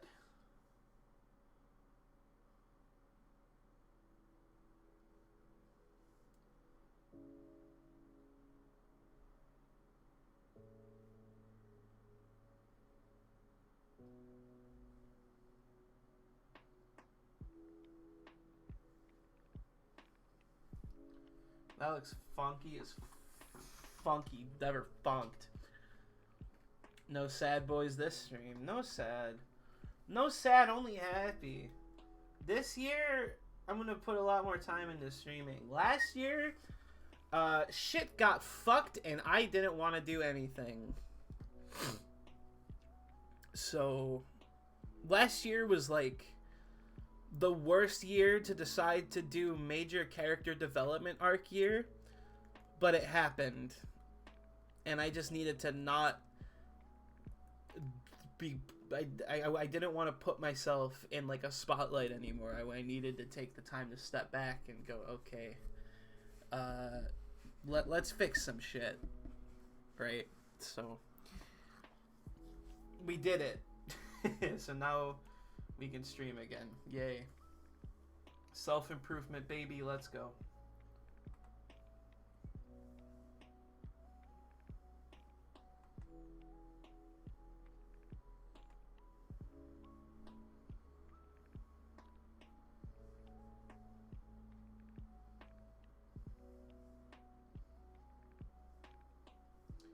These are like super traditional big anime eyes.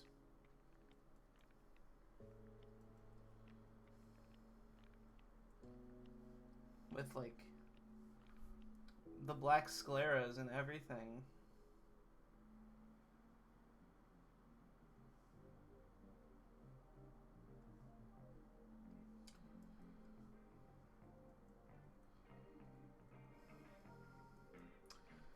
Alright, chat room, if you wouldn't mind answering my DMCA question if you have the answer for it.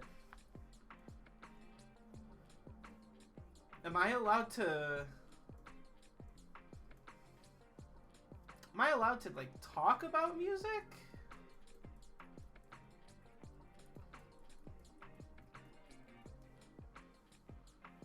At least? Like, can I talk about stuff I've been listening to? Sure? Okay. Pretty sure? Fuck. Okay.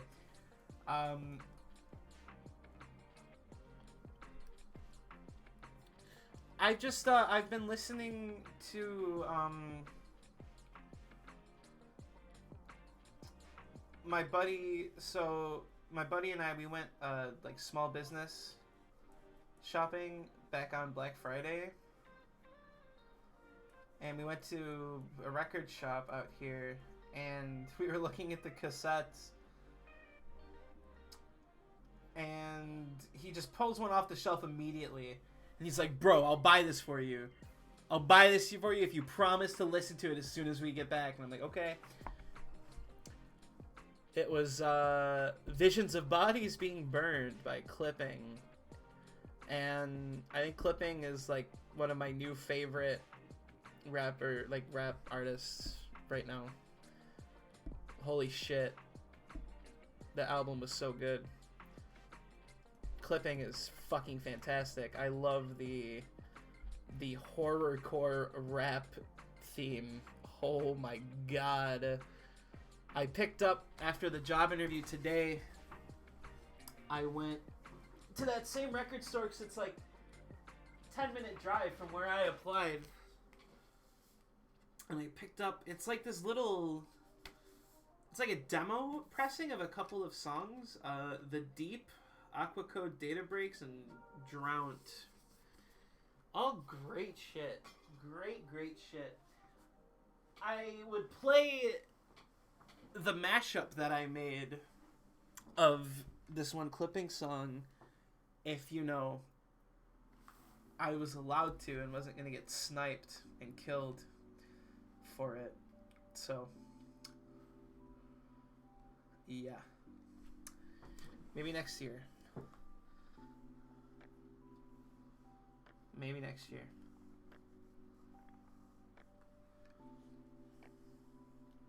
A lot of pup. Is that what it is? Oh, nope. Yeah, I didn't even read the message before that. I'm so stupid. I've been kind of into Manwolds and a bunch of random punk / alt rock lately. Not bad. Very cool. Very cool. Definitely want to use this year to explore a lot of different music that I might not have picked up on before. You fools are nothing. I've been listening to ska again. I hate to break it to you, but I never stopped. So you're calling me nothing when in reality, right.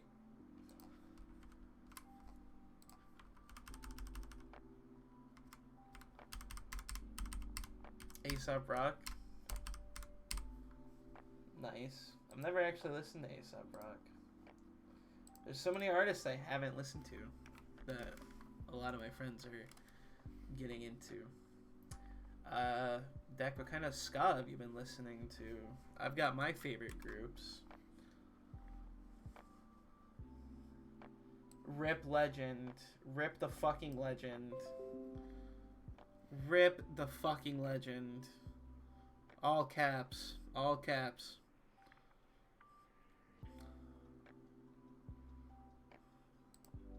Check out The Impossible Kid. Okay.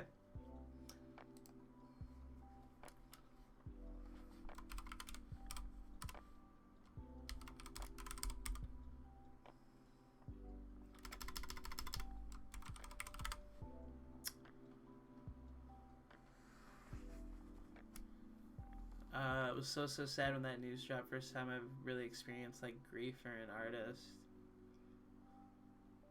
Yeah, I know a lot of people who felt that exact same shit. I am very late to the party on MF Doom, so I'm not even gonna act like a poser. I'm just gonna say that I can respect the man for his contributions, and I will be listening to Doom very soon. I couldn't get out of bed that day. I miss Doom so much. Favorite rapper, holy shit.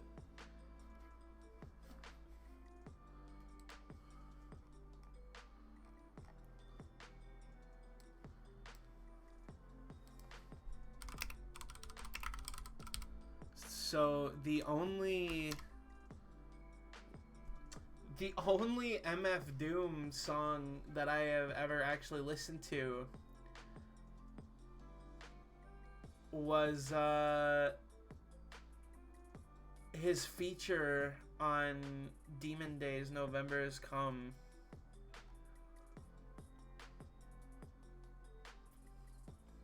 Like, I am very, very newbie in that regard, for sure.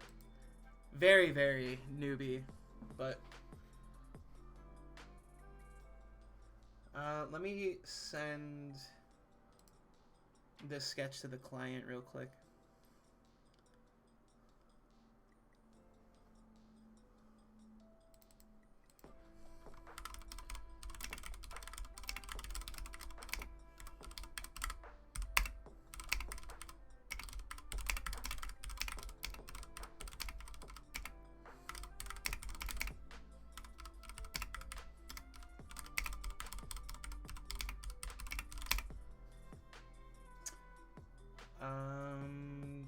Man, I wish I knew the names of these characters that I was drawing so I could refer to them as, you know, not character 1, character 2, character 3.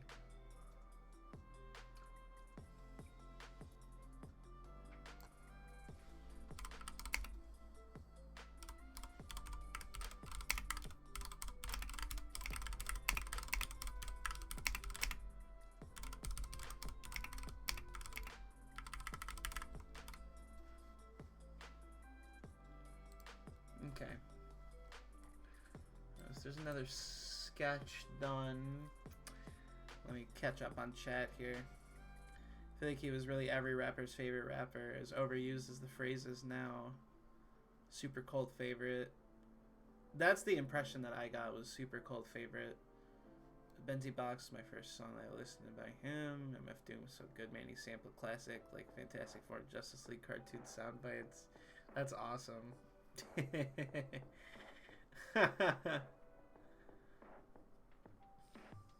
Yeah. Such a shitty last minute stinger for Hell Year.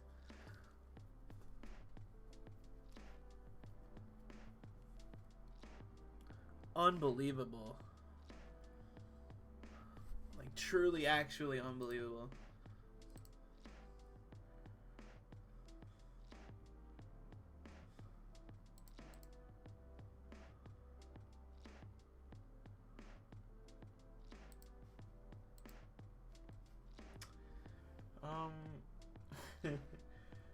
Chat room, I'm really avoiding working on this character in the middle.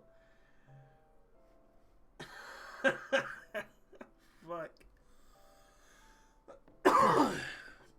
Yeah, that was the part that was the most surprising.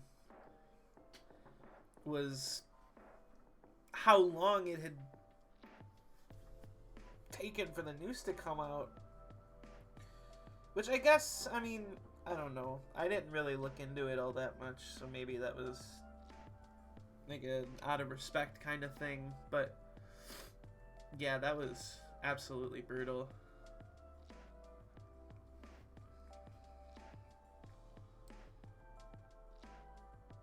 So, super fucked.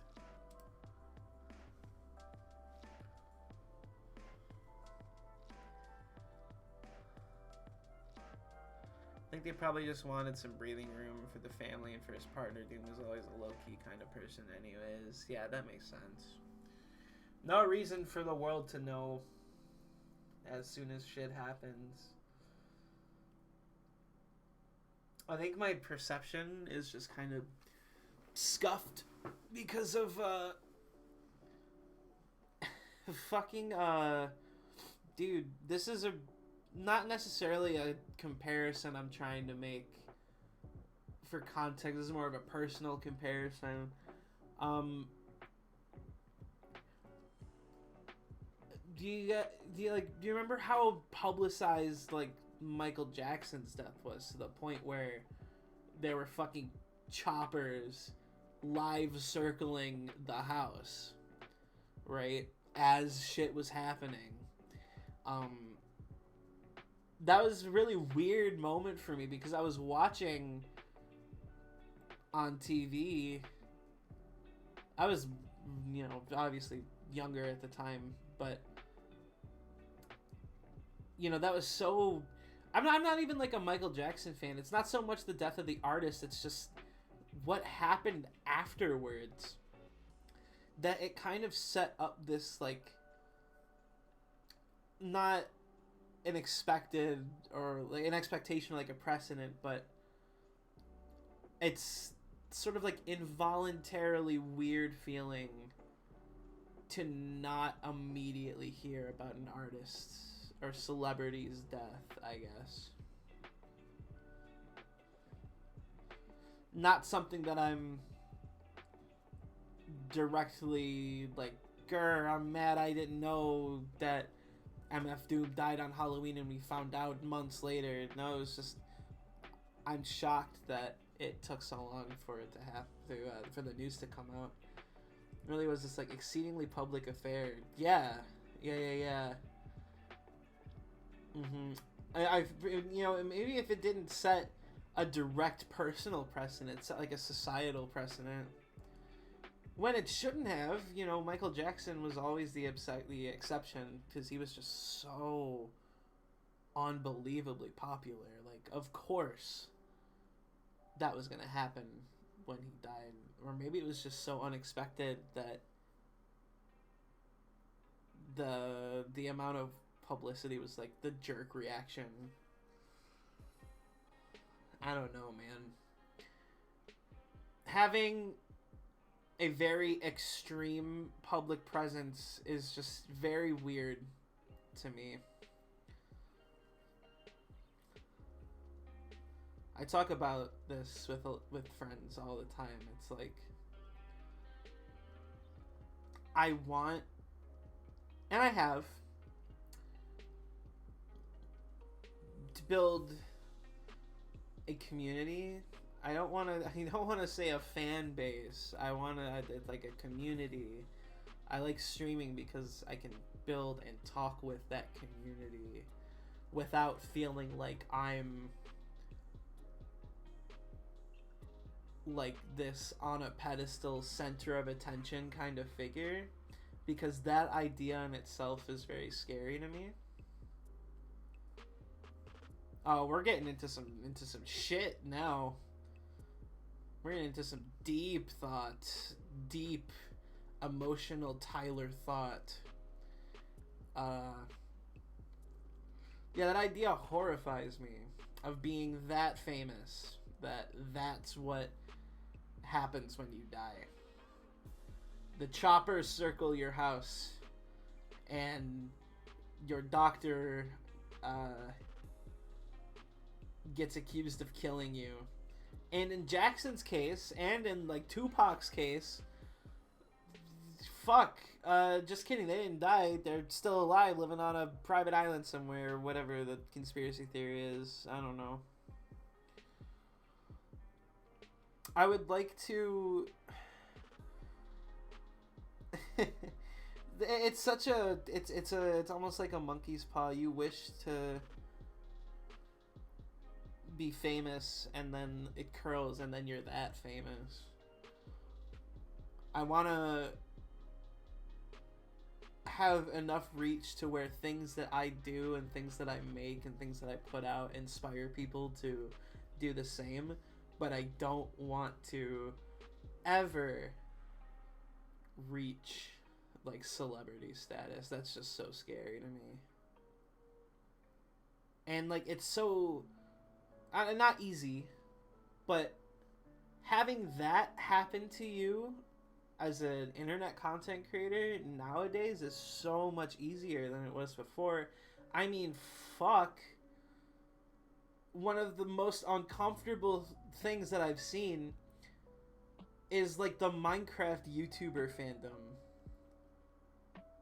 Holy shit.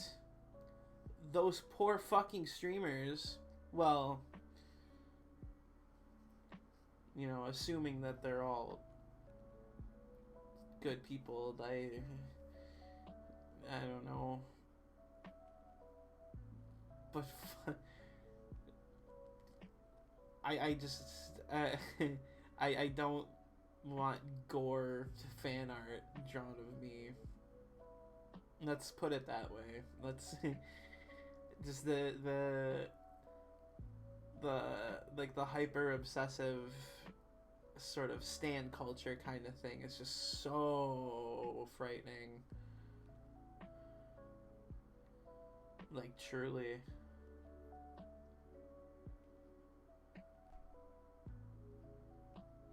And, you know, to have any kind of like internet career, you have to always be online. So you're always putting yourself at risk of encountering these kinds of things and building this kind of fan base that, you know, ends up being more of a bane. I was talking about this with my roommate. One of the trends that has continued from past into present, that's still a huge issue, is like real people shipping that comes with being famous on the internet. So many content creators talking about how their friendships have been ruined because it got uncomfortable because of ships. Fuck, man. This is a really weird tangent. I hope I'm not rambling.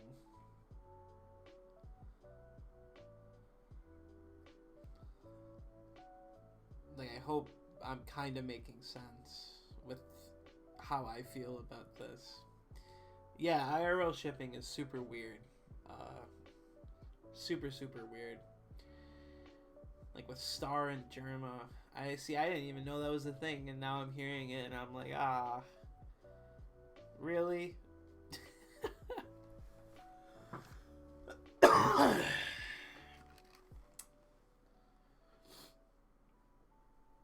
We're kind of in a,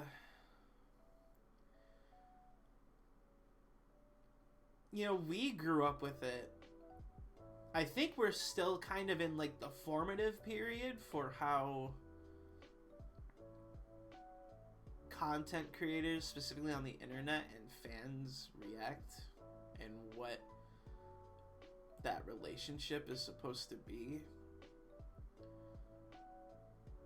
With social media, you're kind of under the impression that you can always just reach out and talk to these people, and it's just like right at your fingertips, and that kind of very easy connection. Like, the less degree of separation there is, the more open these kind of people feel to doing this, I'm willing to say, directly harmful stuff like IRL shipping. And it's not always, we could get into the topic of discussion of, like, how it's not always the fans that do that. Sometimes it's the creators as well. Oh, hey, what's up? Thanks for popping in. The project is, it's a commission of a VR chat group. Like a bunch of players and friends. They got all their avatars together. We were going on a bit of a serious discussion tangent there for a second while I'm waiting on feedback for the project. I need a couple more reference images, and I am slowly building up the courage to draw big honker lady in the middle. But we're currently talking about the parasocial relationships between online content creators and those who indulge in stan culture of real life people.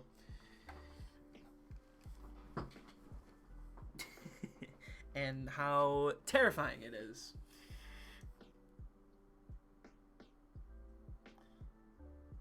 Ugh. Fuck that, man. Draw the Bogo Bogumbalos. Huge honker Bobo Bobingaloos. I know I have to. I have to.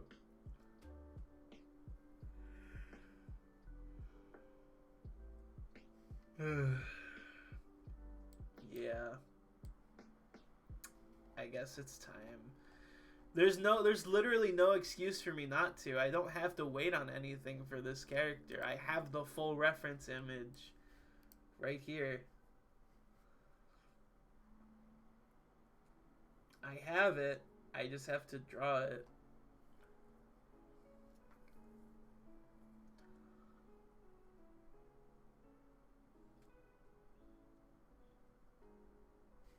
So maybe one of these days. Yeah.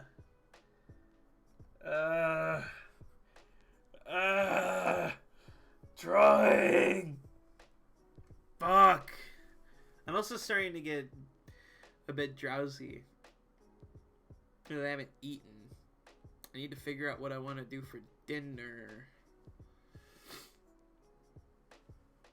Chat, what do I want to do for dinner? See, here's a procrastination that is arguably important enough to indulge in. I've got some vegan chicken nuggets. You can microwave some. Yeah, sure. Just send them over. You live in the apartment right across from me, so feel free to just shoot them over.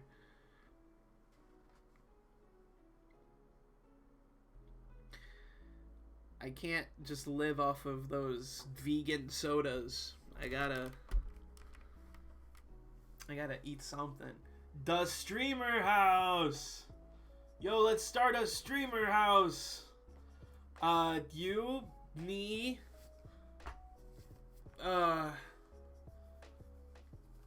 yup, the streamer house.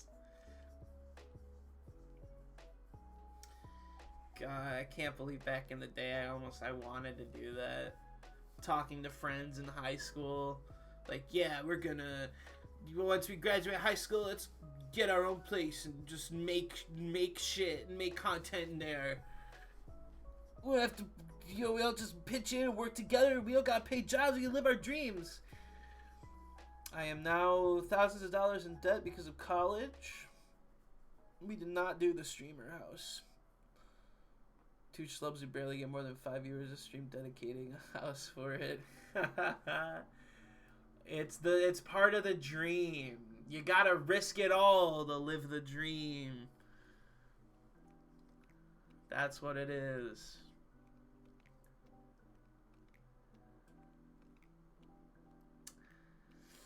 Yeah. What's the robber barons? Don't mind me, I'm definitely not doing a quick Google search for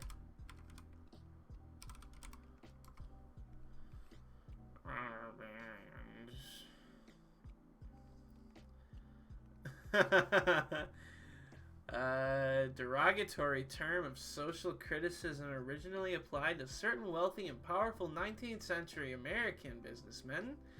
The term appeared as early as August 1870, issue of the Atlantic Monthly magazine. There's also robber baron feudalism.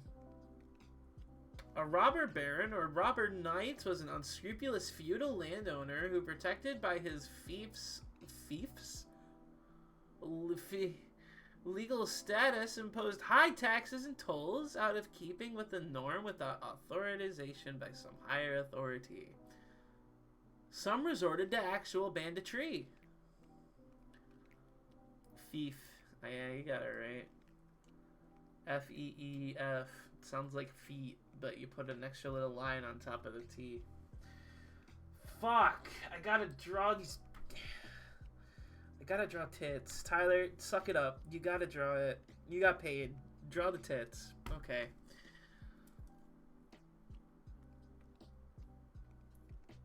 Oh, but I gotta eat.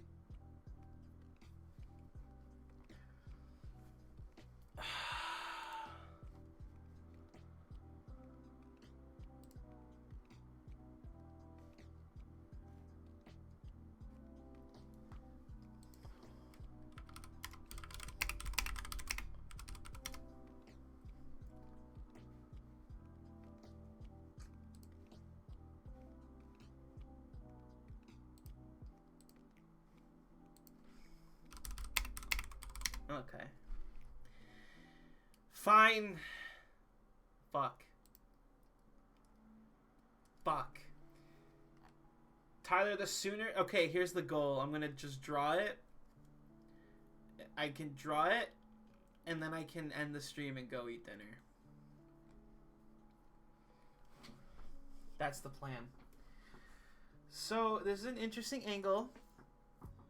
Oh, see you later. Thanks for stopping by. Alchemic Culinarian. Wink, wink.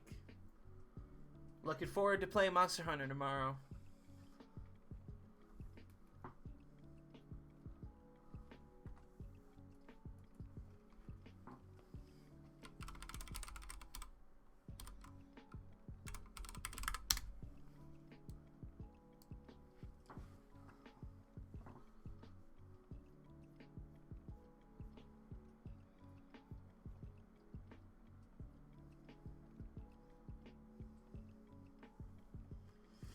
Should I haven't played Monster Hunter in ages. You fool. You absolute buffoon. Have you not played the Monster Hunter Rise demo?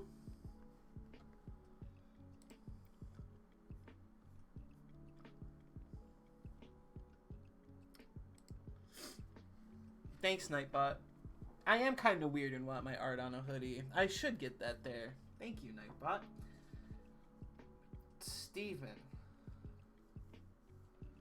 Bruh, moment and a half. You gotta try Rise.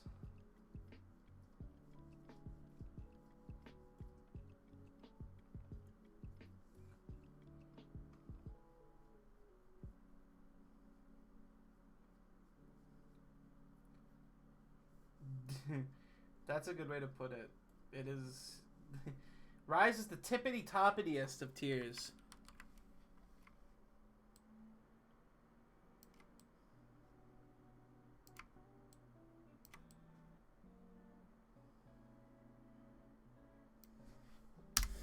Haven't touched Monster Hunter World since Iceborne. I've only seen the trailer for Rise. I didn't even know there was a demo. Steven, do yourself a favor. Download the Monster Hunter Rise demo. It's so unbelievably good. Fuck, I wish I was playing it right now.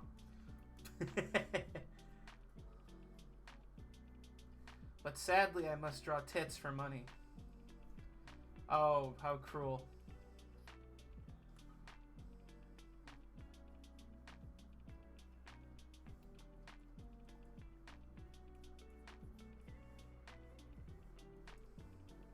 I don't even know if I'm really happy with this, this face.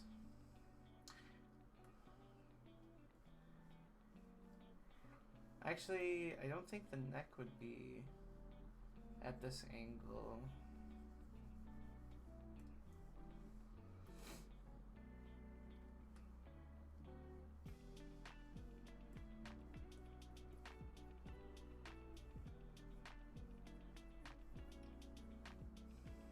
Let's see. The shoulders, like, back up here.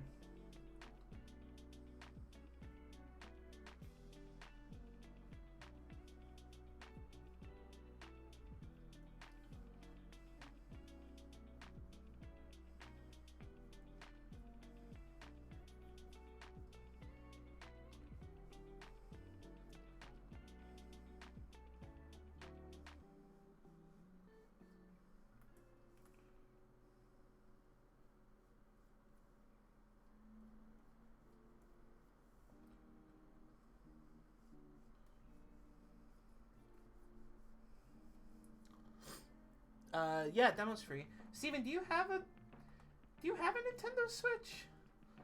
And if so, are we friends on Nintendo Switch?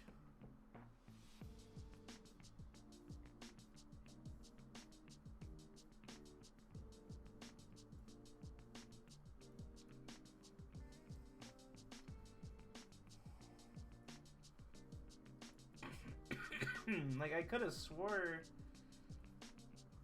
we were, but maybe not.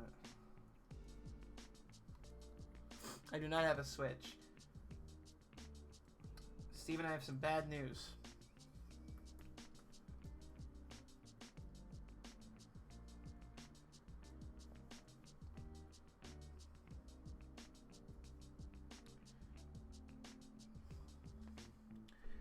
I'm able to really justify getting one. Justine's got one, so I can get my fellow Switch stuff there. Okay, then, call up Justine right now. Be like, babe, it's an emergency. Listen, Tyler just said that there's a Monster Hunter demo, and, yeah. So, I'm gonna need your Switch right now.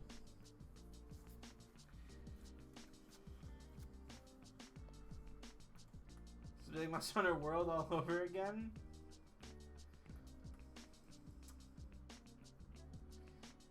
Yeah.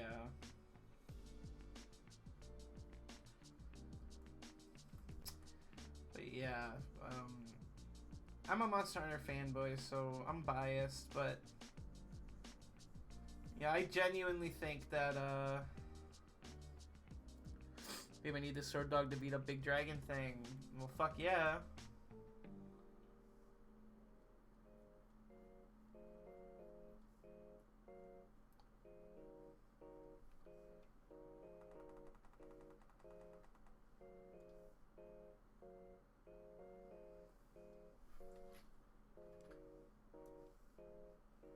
Duh. What was I saying? Monster Hunter World was good. I liked it. Rise, I think, is the best feeling Monster Hunter. Like, genuinely.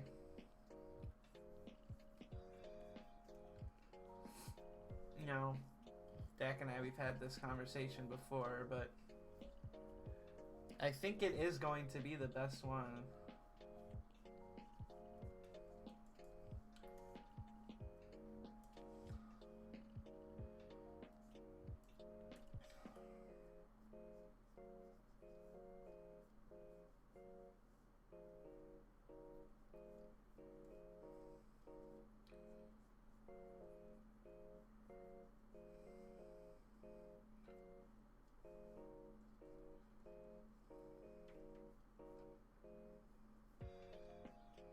Alright, chat room. We're getting to the weird chant part of this drawing now.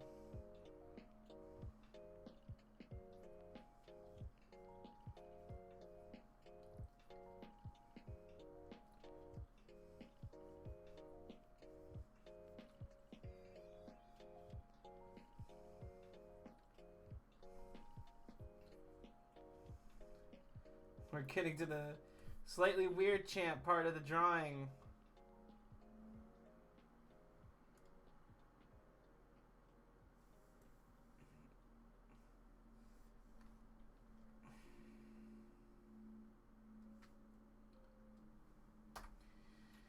Something about this just seems off, but at the same time, so does the actual model that I'm drawing itself. So I don't know what's right and what's wrong here.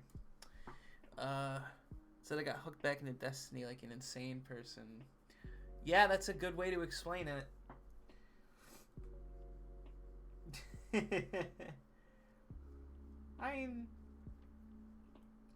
I don't know. Again, I'm biased. I played Destiny for the hot minute. I did try. I really did. I just could not do it.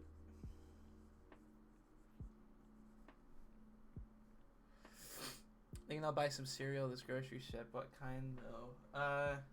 Depends. What is your cereal preference? Are you a sugar fiend?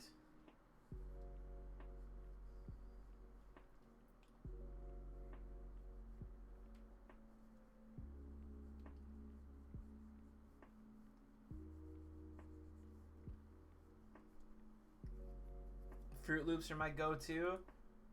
Fruit Loops are a really good choice.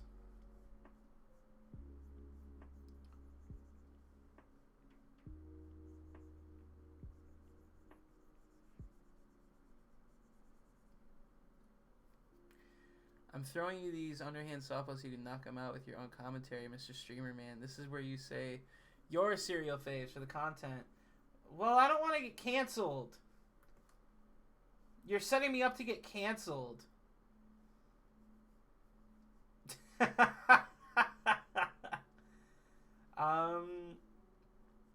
Okay, my cereal faves. So, I am a simple man.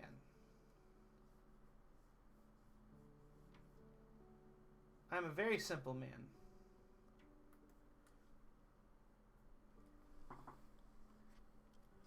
Unlike the unsweetened Cheerios. I've got some news for you.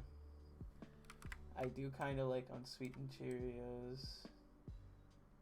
The webcam was on. I do a bit right now where a laser pointer points at my head, and then it cuts to BRB, and you just hear like glass breaking and a bullet being shot. Yikes! Kinda crimg.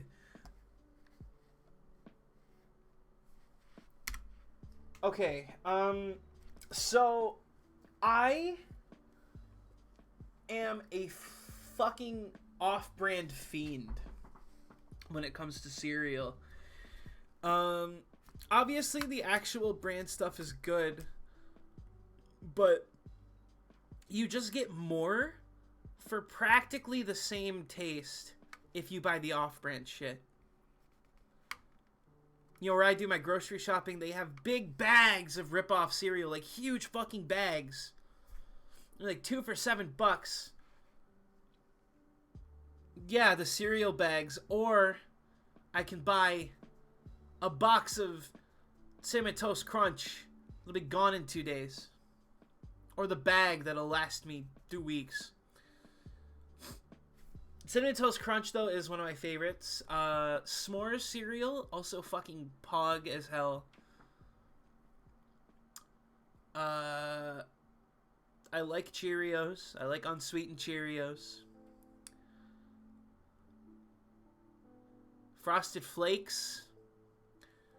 Off-brand Frosted Flakes. Ooh! My God. It does not get better. However, the one on-brand cereal that I'm always coming back to, not even for the meme, like I just genuinely like the cereal. Reese's Puffs. Reese's Puffs. Eat 'em up, eat 'em up, eat 'em up, eat 'em up. Peanut butter chocolate flavor. But I know that objectively, Reese's Puffs are mid as hell. But I cannot get enough. Love it. Love it. Love it. Maybe I'm just a brand whore because my favorite candy is Reese's Peanut Butter Cup. I don't think you can even say the words Reese's Puffs without the song immediately playing in you can't. You cannot. It works too well. I go to the grocery store, I'm walking down the cereal aisle, and I see the box, and my test is if I can look at it without the song playing, I won't buy the box. Okay, here's the test, right? If I don't see the box, but the song is playing, doesn't count. If I see the box and the song doesn't play, I don't buy it. But if I see the box and I think about the song, I say the song out loud, any mention, or even if I'm out with my roommates and one of them mentions the song, gotta buy it. It's like a fun little game you can play. It is basically just the game, but with fucking Reese's Puffs.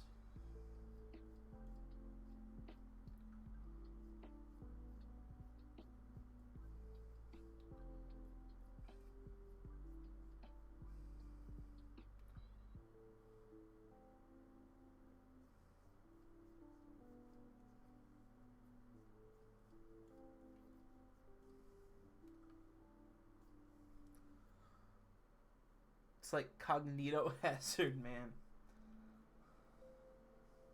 Yes. Alright, you ready for this cheat code, chat room? Art hacks. Art hacks. Woo! Yeah, buddy. He's cheating. This guy's fucking crazy. He's fucking cheating.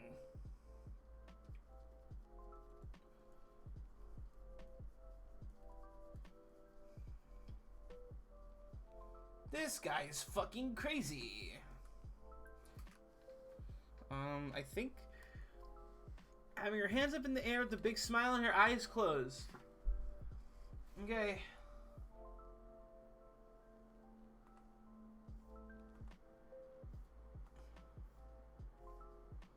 Big smile. Eyes closed.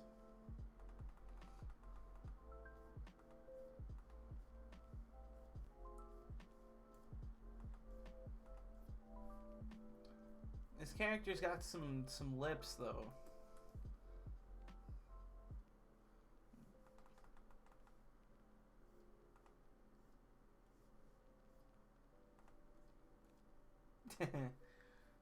Here I come, I am Cinnamon, on my way to the Applejacks. Dude, I gotta show you guys. I hope I can find it.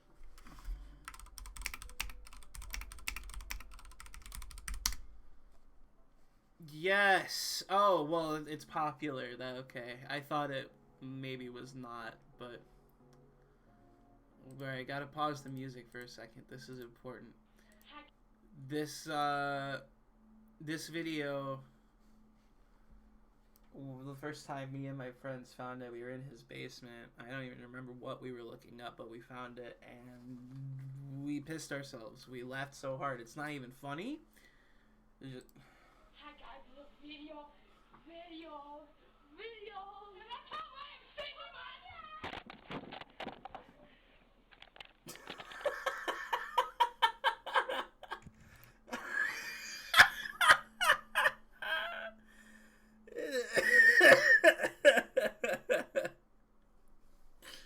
It's not even funny, but come on, it's kind of funny. One of my favorite videos ever. That video made it. That was like, we just said that. Alright, guys, it's a video. Here I come. I am seeing you on. Oh, that's the best part in any homemade video. Dude, the kid who breaks the camera with his fucking airsoft gun, picks up the camera, starts crying. Perfect.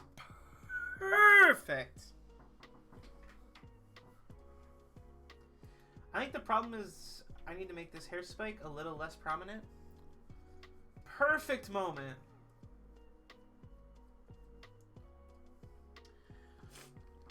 Similar moment, the video of the kids skateboarding down the driveway and one of them falls on the dumbass gay ass rock. You want to pee on it? You want to pee on this gay ass rock? Another classic. Such a good video.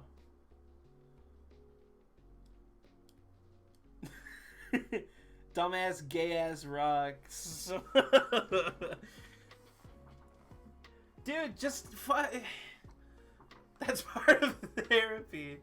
Yeah, absolutely. I have yet to see a therapist, even though I should, but I already, like, I don't have to, because I already know the first thing they're going to recommend is I just try pissing on my problems.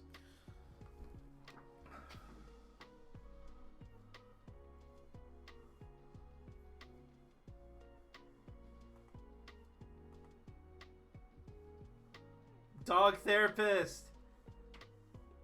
See, like, you're joking, but...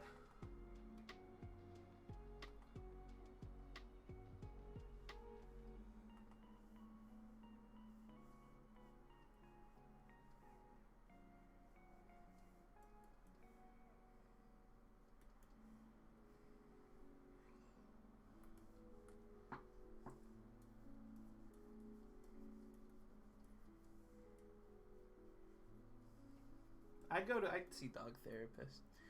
It's actually the secret 6th stage of grief. It's an Easter egg. Quick, somebody get the Easter eggs Twitter account to report on this.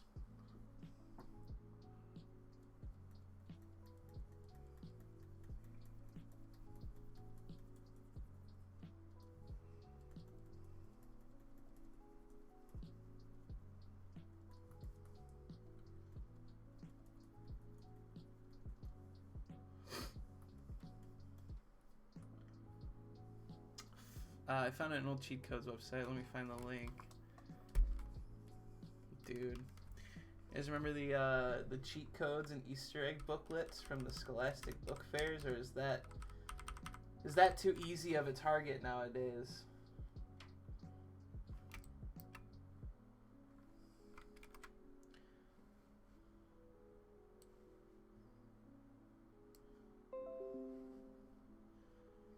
I just bought the phony pencils. I think the only time I ever bought a quote-unquote book from a Scholastic book fair, and now that I actually collect this kind of shit, I wish I never got rid of it. I bought Yu-Gi-Oh! 5D's Volume 1 manga.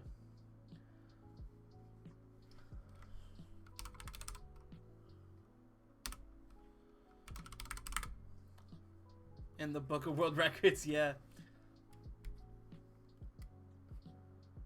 Fuck yeah. Those big squiggly pencils could be used as like a neck guru in game. They could.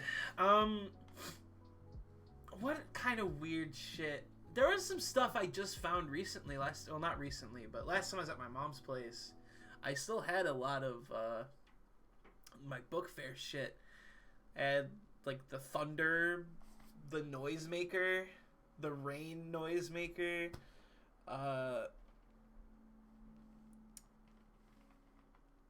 Yeah, I lost that volume of 5Ds, which sucks. 5Ds ended up being my favorite Yu-Gi-Oh series. Some weird graphic novels that I really enjoyed, but never picked up the next issue after the book fair. I was like, oh, this is such a good story. I'm going to keep up with it. And then my stupid kid brain moved on to something else. But, yo, yeah, the Spencils, fuck. Now we all grew up and we're addicted to huffing Sharpies.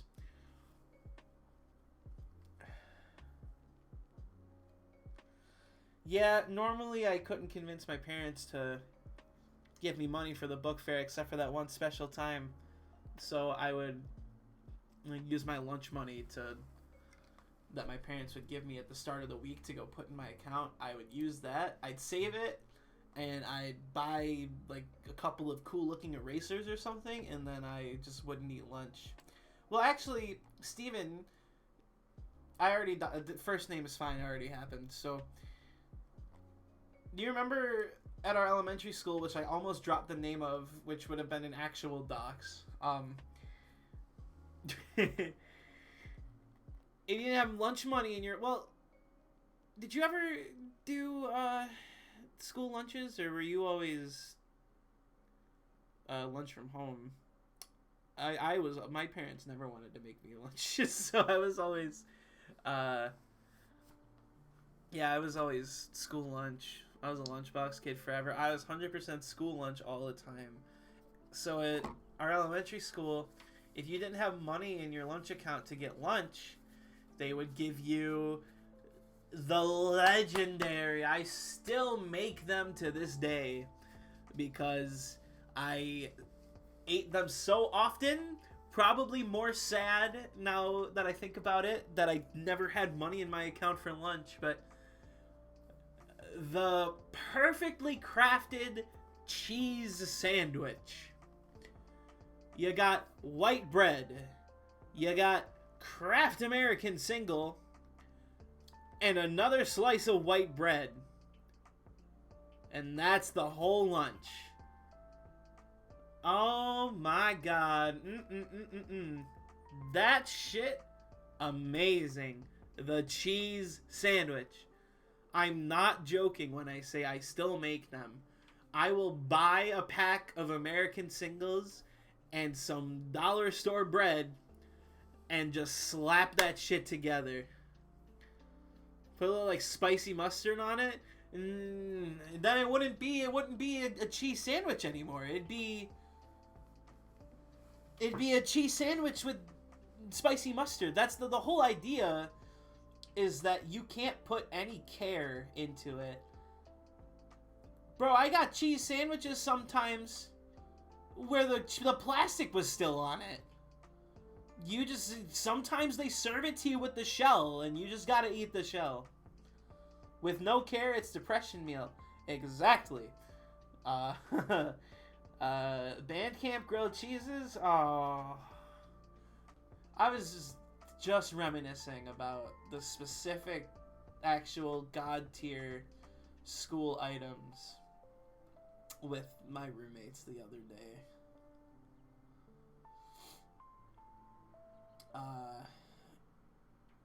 Bandcamp grilled cheese is undefeated. Absolutely undefeated. Put a little love on it, I think you're onto something. I haven't actually... I knew it was bad when I was going to the store specifically to get the bread and cheese and then come home. that was when I knew it was bad. But I haven't done that lately. So, yeah. Yeah, nothing will... Yeah, that... Dude, the afternoon block grilled cheese was so good. And I don't even know what made it so good. It was just good.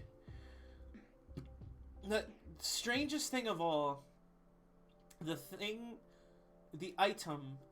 The school lunch item that I would kill for just to get to eat it now. Because I took it for granted when I was, actually in class. Literally just the high school pizza. Bro, the pizza from the cafeteria.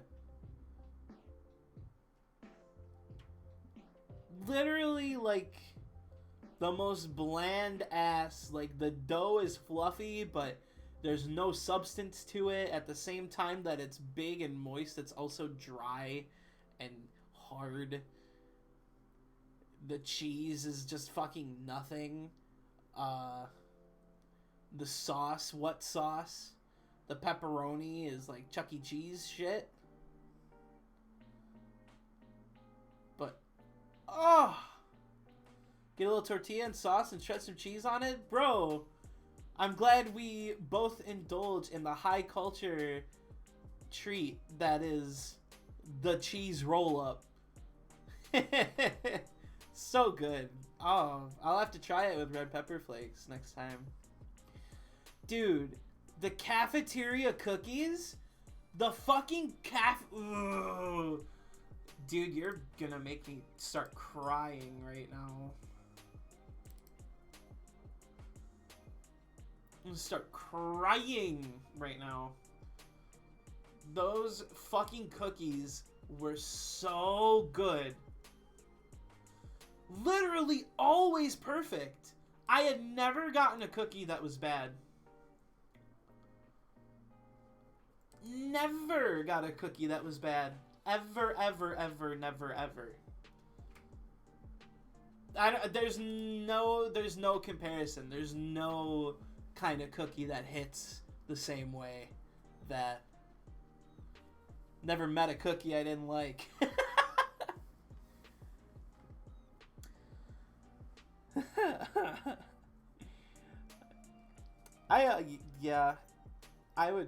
I'd buy a shit ton, or alternatively just buy one so I can relive it, or come to terms with the fact that maybe it's not as good as we were remembering. You never know.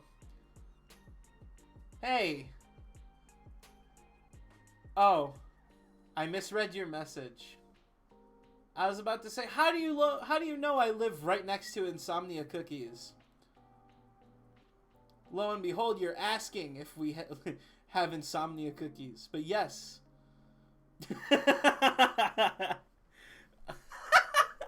Literally right across the street from the building I'm always in on my campus is Insomnia Cookies. Like, on our 15-minute breaks in between hours and our studio classes, me and some friends would just walk across the street and get some, and there's like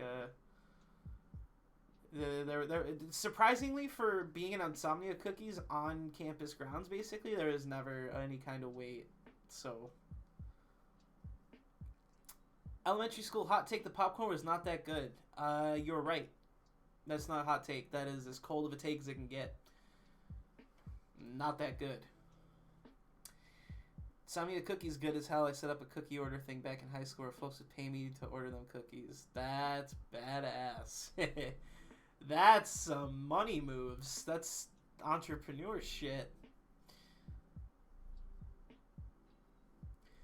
Another instance of never met a cookie I didn't like. Every single cookie I've ever had from Insomnia has been perfect. Truly. Yo, I fucking miss Bagel days. Oh! Oh! Dude, the fucking high school bagels! Oh!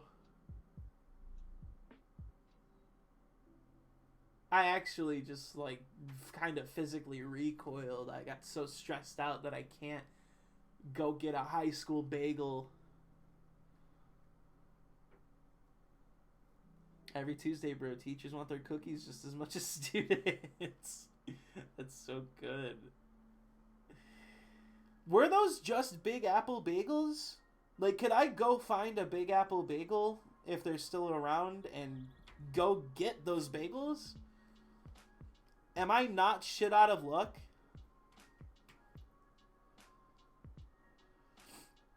Okay. So we can relive at least one good thing. Dude, I fucking loved those bagels.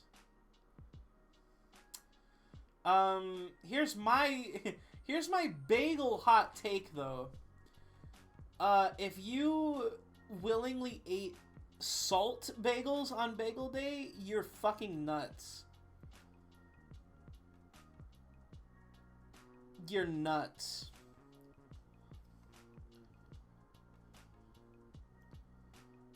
Genuinely, what the fuck is wrong with you? Well, call me fucking nuts.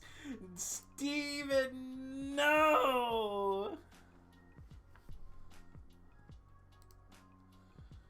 That was my go-to bagel, Steven, no! No! Dude, Dak, you gotta understand what was on a fucking salt bagel. Unless you know what was on a salt bagel. I don't even like bagels. Oh, then you're gonna love us. You're gonna love the salt bagel.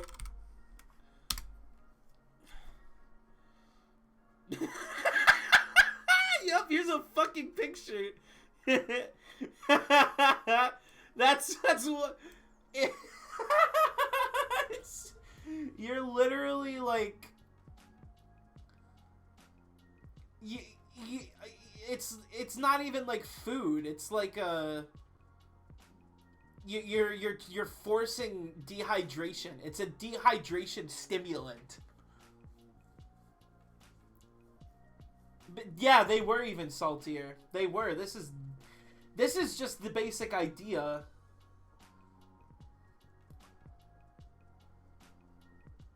Those things were caked. They looked like glazed donuts with how much salt was on top.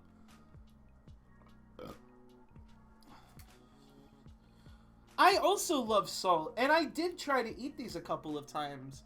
They're good, but it just, my mouth felt so shitty afterwards. So maybe it is just a me thing, you know? Maybe I'm projecting. When I would eat one of these salt bagels, my mouth would just, like, immediately, it would just start to, like, crack. Like, you know, when you see, like, dirt that's been sun-dried and cracked? That's, like, what my mouth would do. I did feel like I just ate glass when I ate those. Yeah. My personal favorites were the cheese bagel. Hold on. Let's see if we can get some pictures of the Big Apple shit. The cinnamon sugar, I was going to say the cheese and cinnamon sugar ones were the ones that I always went for.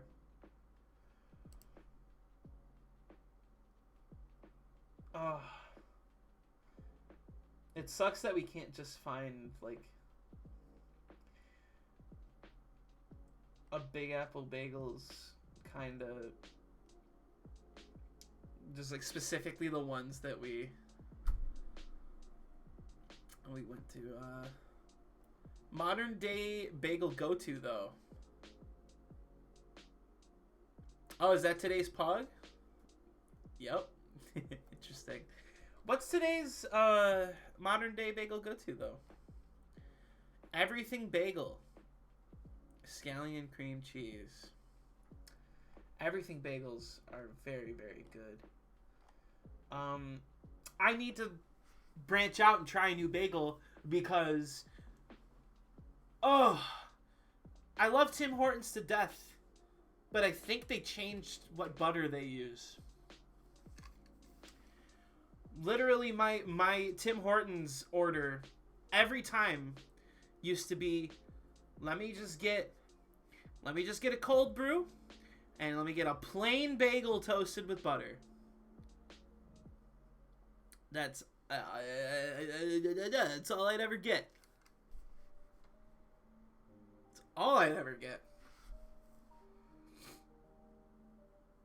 One day, I go to Tim Hortons and I'm like, can I get a plain bagel toasted with butter? And they're like, sure. And they give it to me and I get home and I open it up. And it's like caked on. Like the butter that they used to use was like traditional butter you'd expect on a breakfast bread item. It would kind of like soak in, so there's not that much actually caked on top, you know?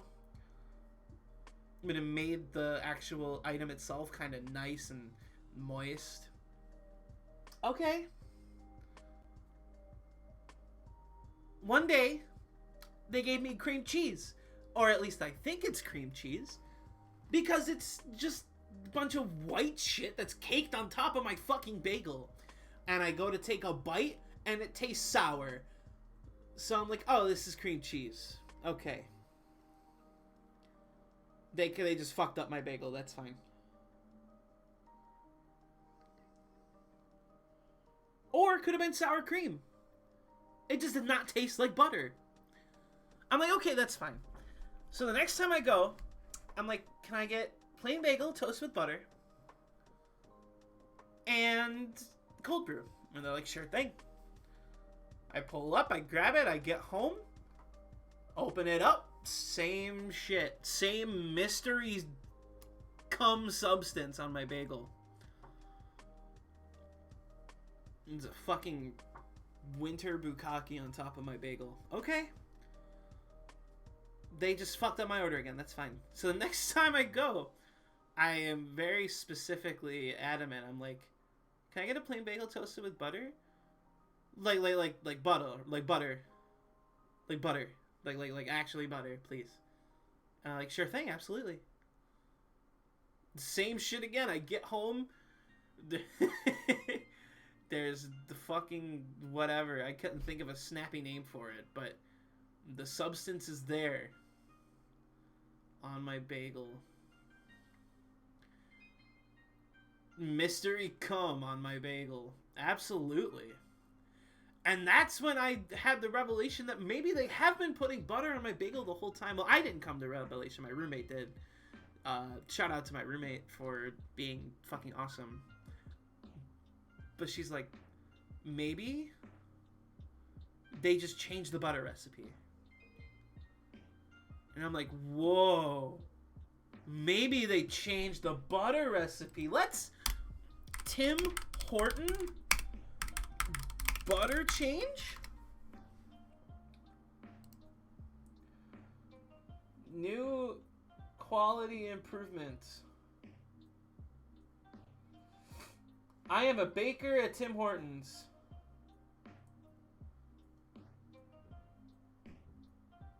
I hate light cream cheese. Does Tim Hortons use margarine or butter? Tim Hortons. Oh, I spelled it, but it said Tim. Launches new quality improvements in. Okay. It's from Canada, so take it with a grain of salt. All new, crispier, naturally smoked bacon. All new fluffy English muffins with butter. Well, get the fuck out of here. That doesn't tell me anything. Thanks for nothing, Onision. Jesus. I think I'll try it again. My roommate and I were going out tomorrow. I have to get art supplies for my class, and we're stopping by the anime store. I think tomorrow morning I'll stop at Tim Hortons for breakfast.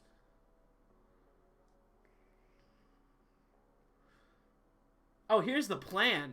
Here's the plan. Here's the fucking plan. 2 bagels. You order 2 bagels. Right? You order 2 bagels. 1 with butter and 1 with cream cheese.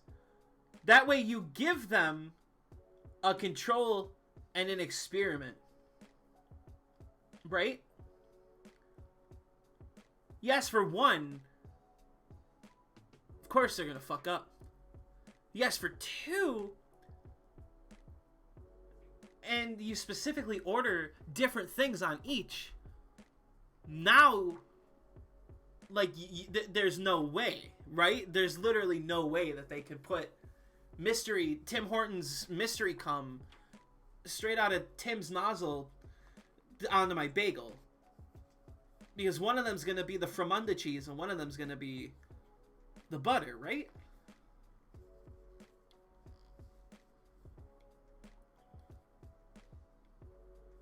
Or at least that's what I'm thinking. That's what I'm hoping. You have to spend twice as much and buy an extra thing you don't want so that you can get the thing you want. Don't ruin this for me. Don't ruin this for me. Bagels are cheap though, which is nice. Or at least Tim Hortons bagels are. I wouldn't mind. Even if it's just this one time and then I ditch Tim Hortons bagels forever. If I can do this just this one time and figure out once and for all if the butter has changed or not.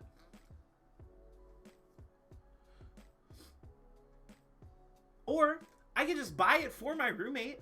I think she likes Tim Hortons Mystery Substance Bagel. Maybe she'll eat it. And I can get my plain bagel toasted with butter. The shit we have to go through to be happy. I tell you what. I fucking tell you what. The client's not getting back to me. So I'm kind of stuck with where we're at on the commission. Oh, I should also send the updated Lego She outfit. Oh, I gotta put the tail back in. Whoops. Ooh. Society we live in. Very true. We doobie doobie doobie dooba doobie doobie doobie living in a society.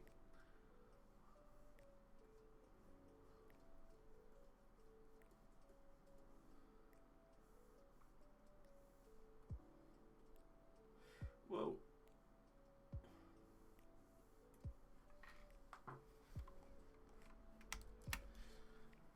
Society, huh?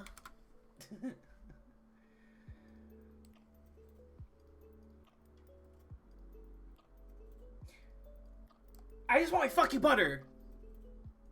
Do I grab an ice cream sandwich? Yes.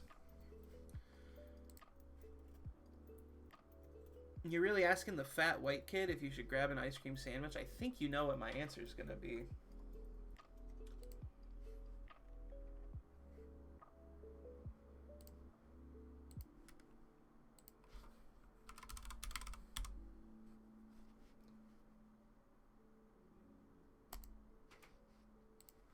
Alright, let me send this updated sketch as well. Updated group 1 preview. Here's an updated Lego She outfit. I guess I could...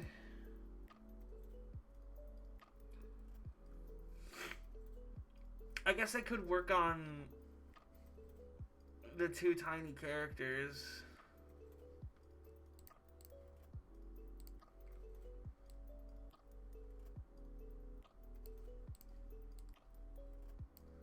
The little Whooper and the Namil Palico, I guess. Maybe.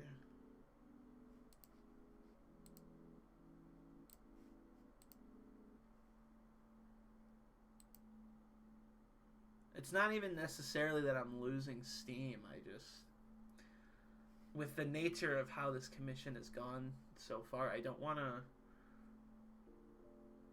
do too much work and then have to go back and change a bunch of stuff.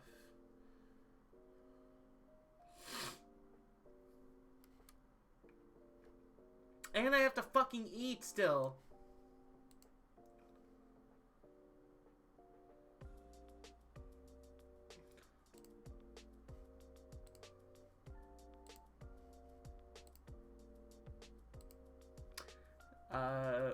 Thank you everyone on Twitter for gassing the fuck out of my my selfie earlier today in my interview clothes.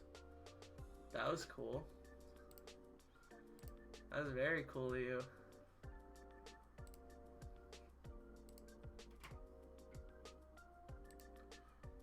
I definitely appreciate it.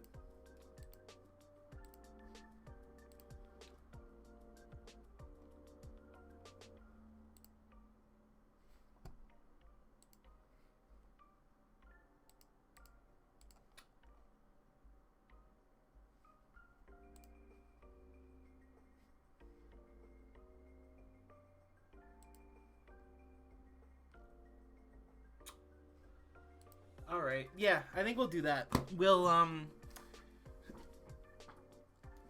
go ahead and I'll do these smaller characters that the client wants because I feel like these are kind of easy.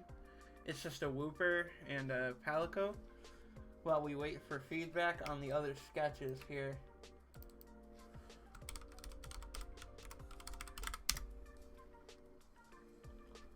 I kind of already did the Whooper sketch. But now it's just gonna be in a matching ink color. See, if I know this is a VR chat group that I'm doing this commission for, but like, if I was to play VR chat, I would probably also just want to be Whooper. Is that because I'm too lazy to model? Maybe. This Whooper dude, he's onto something.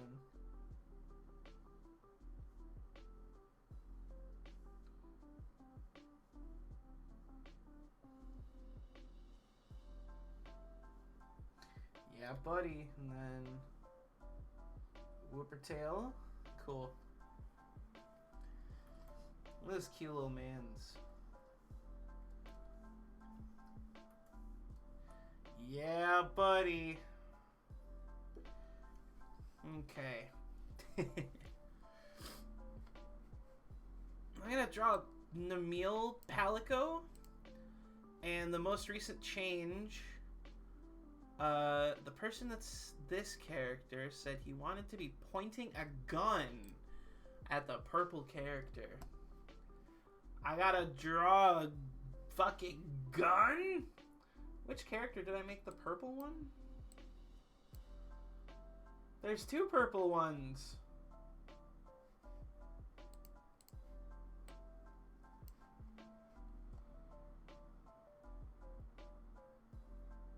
Shit.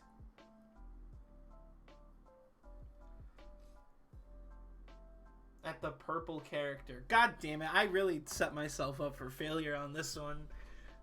Why'd I put two purple characters next to each other? Not Pog. Right.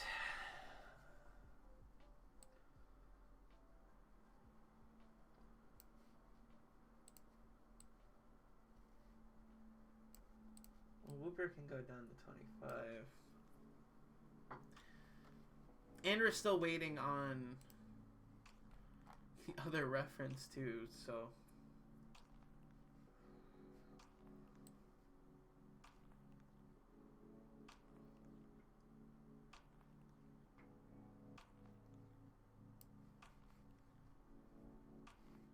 At the purple character.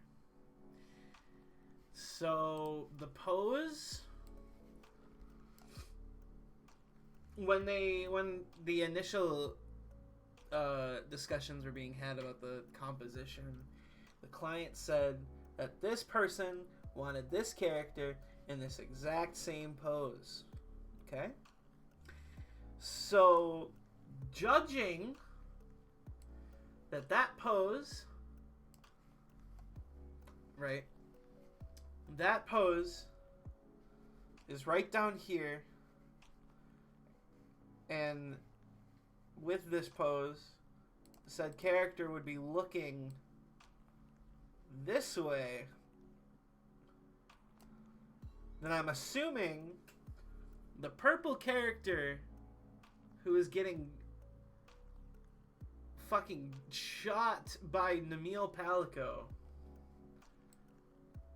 is our friend Booba here.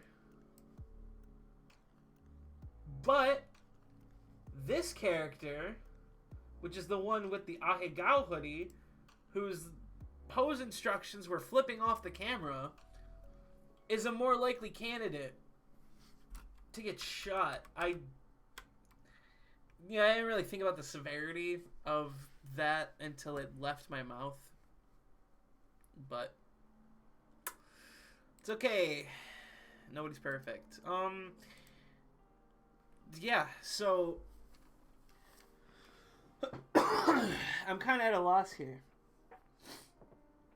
I might officially be at the point in this commission where I literally cannot do anything else until I get feedback. Maybe. Which is fine, you know. We got a lot of work done. We fixed Legacy's outfit. We did 1, 2, 3, 4 more characters. 5 counting the Whooper, but the Whooper took like 2 seconds. So I'd say that's an okay amount of work. And honestly, I think for this specific commission, it's going to be this sketch part that's the hardest. Trying to nail down all of the characters and everything. These designs are going to change a lot in line art. I can already tell you that. These are just for basic, really, really basic mapping purposes right now.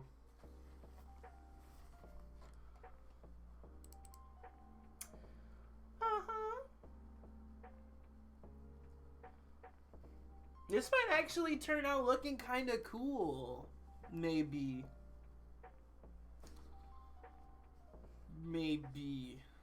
I don't know. We'll have to wait and find out. And I'm kind of tired too. Waking up early, like early in a job interview. I woke up early so I could trim my undercut because it was starting to look kind of caveman-y, and so I could trim the beard a little bit so that way like I didn't have neck beard popping out of the underside of my mask.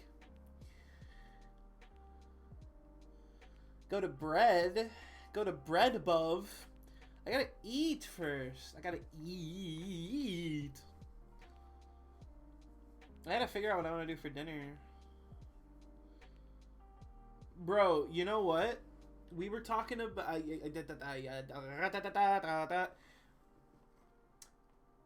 Listen, I've got...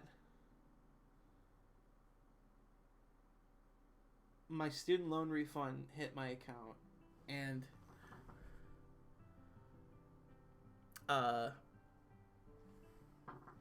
we were talking about pizza earlier. I live right down the street from...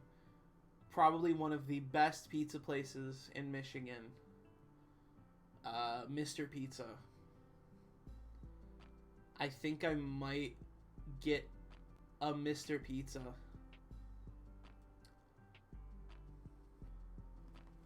Oh shit, the client is getting back to me right now, actually.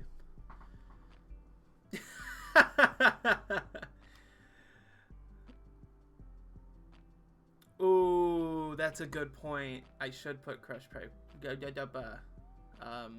Cool, they got me the full reference. And message everyone to confirm all the details so they won't have any last minute changes. So if you don't mind holding off a bit so they could get all that. Yes! That's all I fucking wanted. Yes!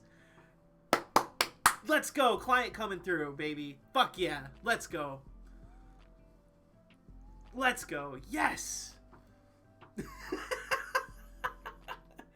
I love it when I can properly communicate with a human being. I was so nervous about asking for that then they were like, no, I did it, it's fine. And I'm like, yes, let's fucking go.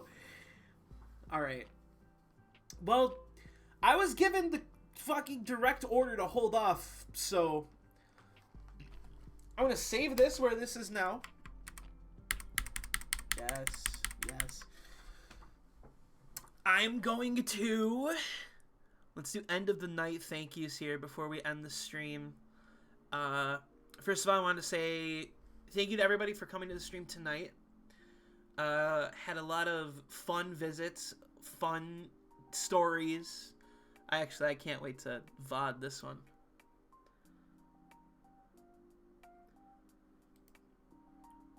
I'm excited to look back on the Tim Hortons event. Yeah, this was a lot of fun. Thank you to Gabe, specifically 5672, for subscribing for 24 months at Tier 1. Says, love you, Tyler. It's been too long. Most definitely has. We did our catch-ups on stream and yada, yada, yada. I wanted to thank everyone for hyping the fuck out of my webcomic.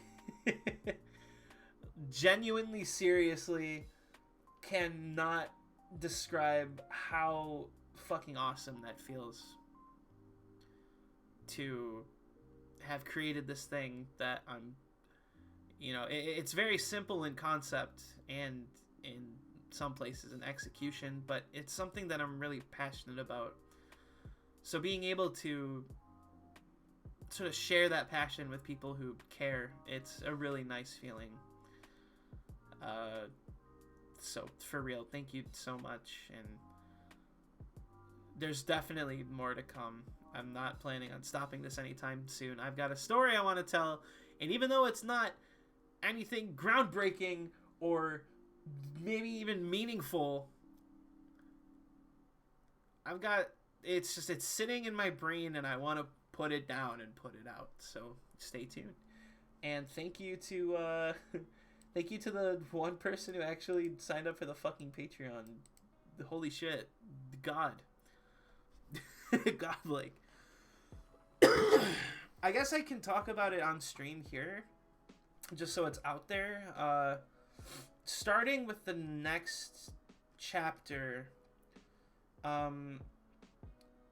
it'll be up on Patreon for a week before it's out on Webtoon, which, it's really not a big deal. It's not a ploy to try and get people to sign up for the Patreon. It's just, I want to be able to, for people who, have enough extra money to throw at my stupid fucking drawings, just to be able to give something in return. But they will drop on Webtoon after a week, so yeah, definitely not necessary. It's just something that was there because I saw Webtoon had a Patreon plugin, and I was like, oh, okay, that's cool. I guess I should make one of those, huh? So yeah, keep it up, bro. I will. It feels good being able to say that. That's something I couldn't confidently say last year. That's something I feel confident saying right now. We're getting cheesy up in here. Ooh, we're getting nice and sentimental and cheesy. Ooh. Yeah. Fucking awesome. Awesome.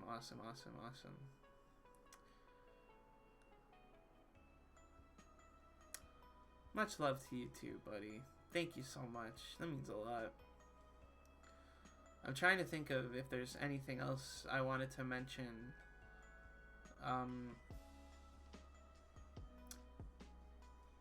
Let's see. I guess in addition to obviously coming out and hanging out on stream, that means a lot. To like the 2 people who watch every VOD that I post on YouTube, Yeah, I'm talking to you directly right now, VOD listeners. You're pretty sick. Thank you. I put an hour of effort into those thumbnails every time. So, thank you for making the hour worth it. Alright, I think that's everything. We covered everything. I think. At least for this stream. Next stream, adhering to the schedule. I gave myself an easy enough schedule to where I don't feel like I have to skip on it. Next stream will be Monday, 7 p.m. There'll be another art stream. Mondays are dedicated art streams. So, stay tuned for that. We'll probably be working on this again. And then next Friday, I will find a game to play so we don't have like 3 streams straight of one drawing. But who knows? We'll see what happens. We'll definitely see. Alright, y'all. I'm going to turn the music off. So we're going to have a couple seconds of awkward silence. Thank you all again. I love you so much. Stay safe. Please do not eat any more salt bagels. And I will see you all next time. Peace out.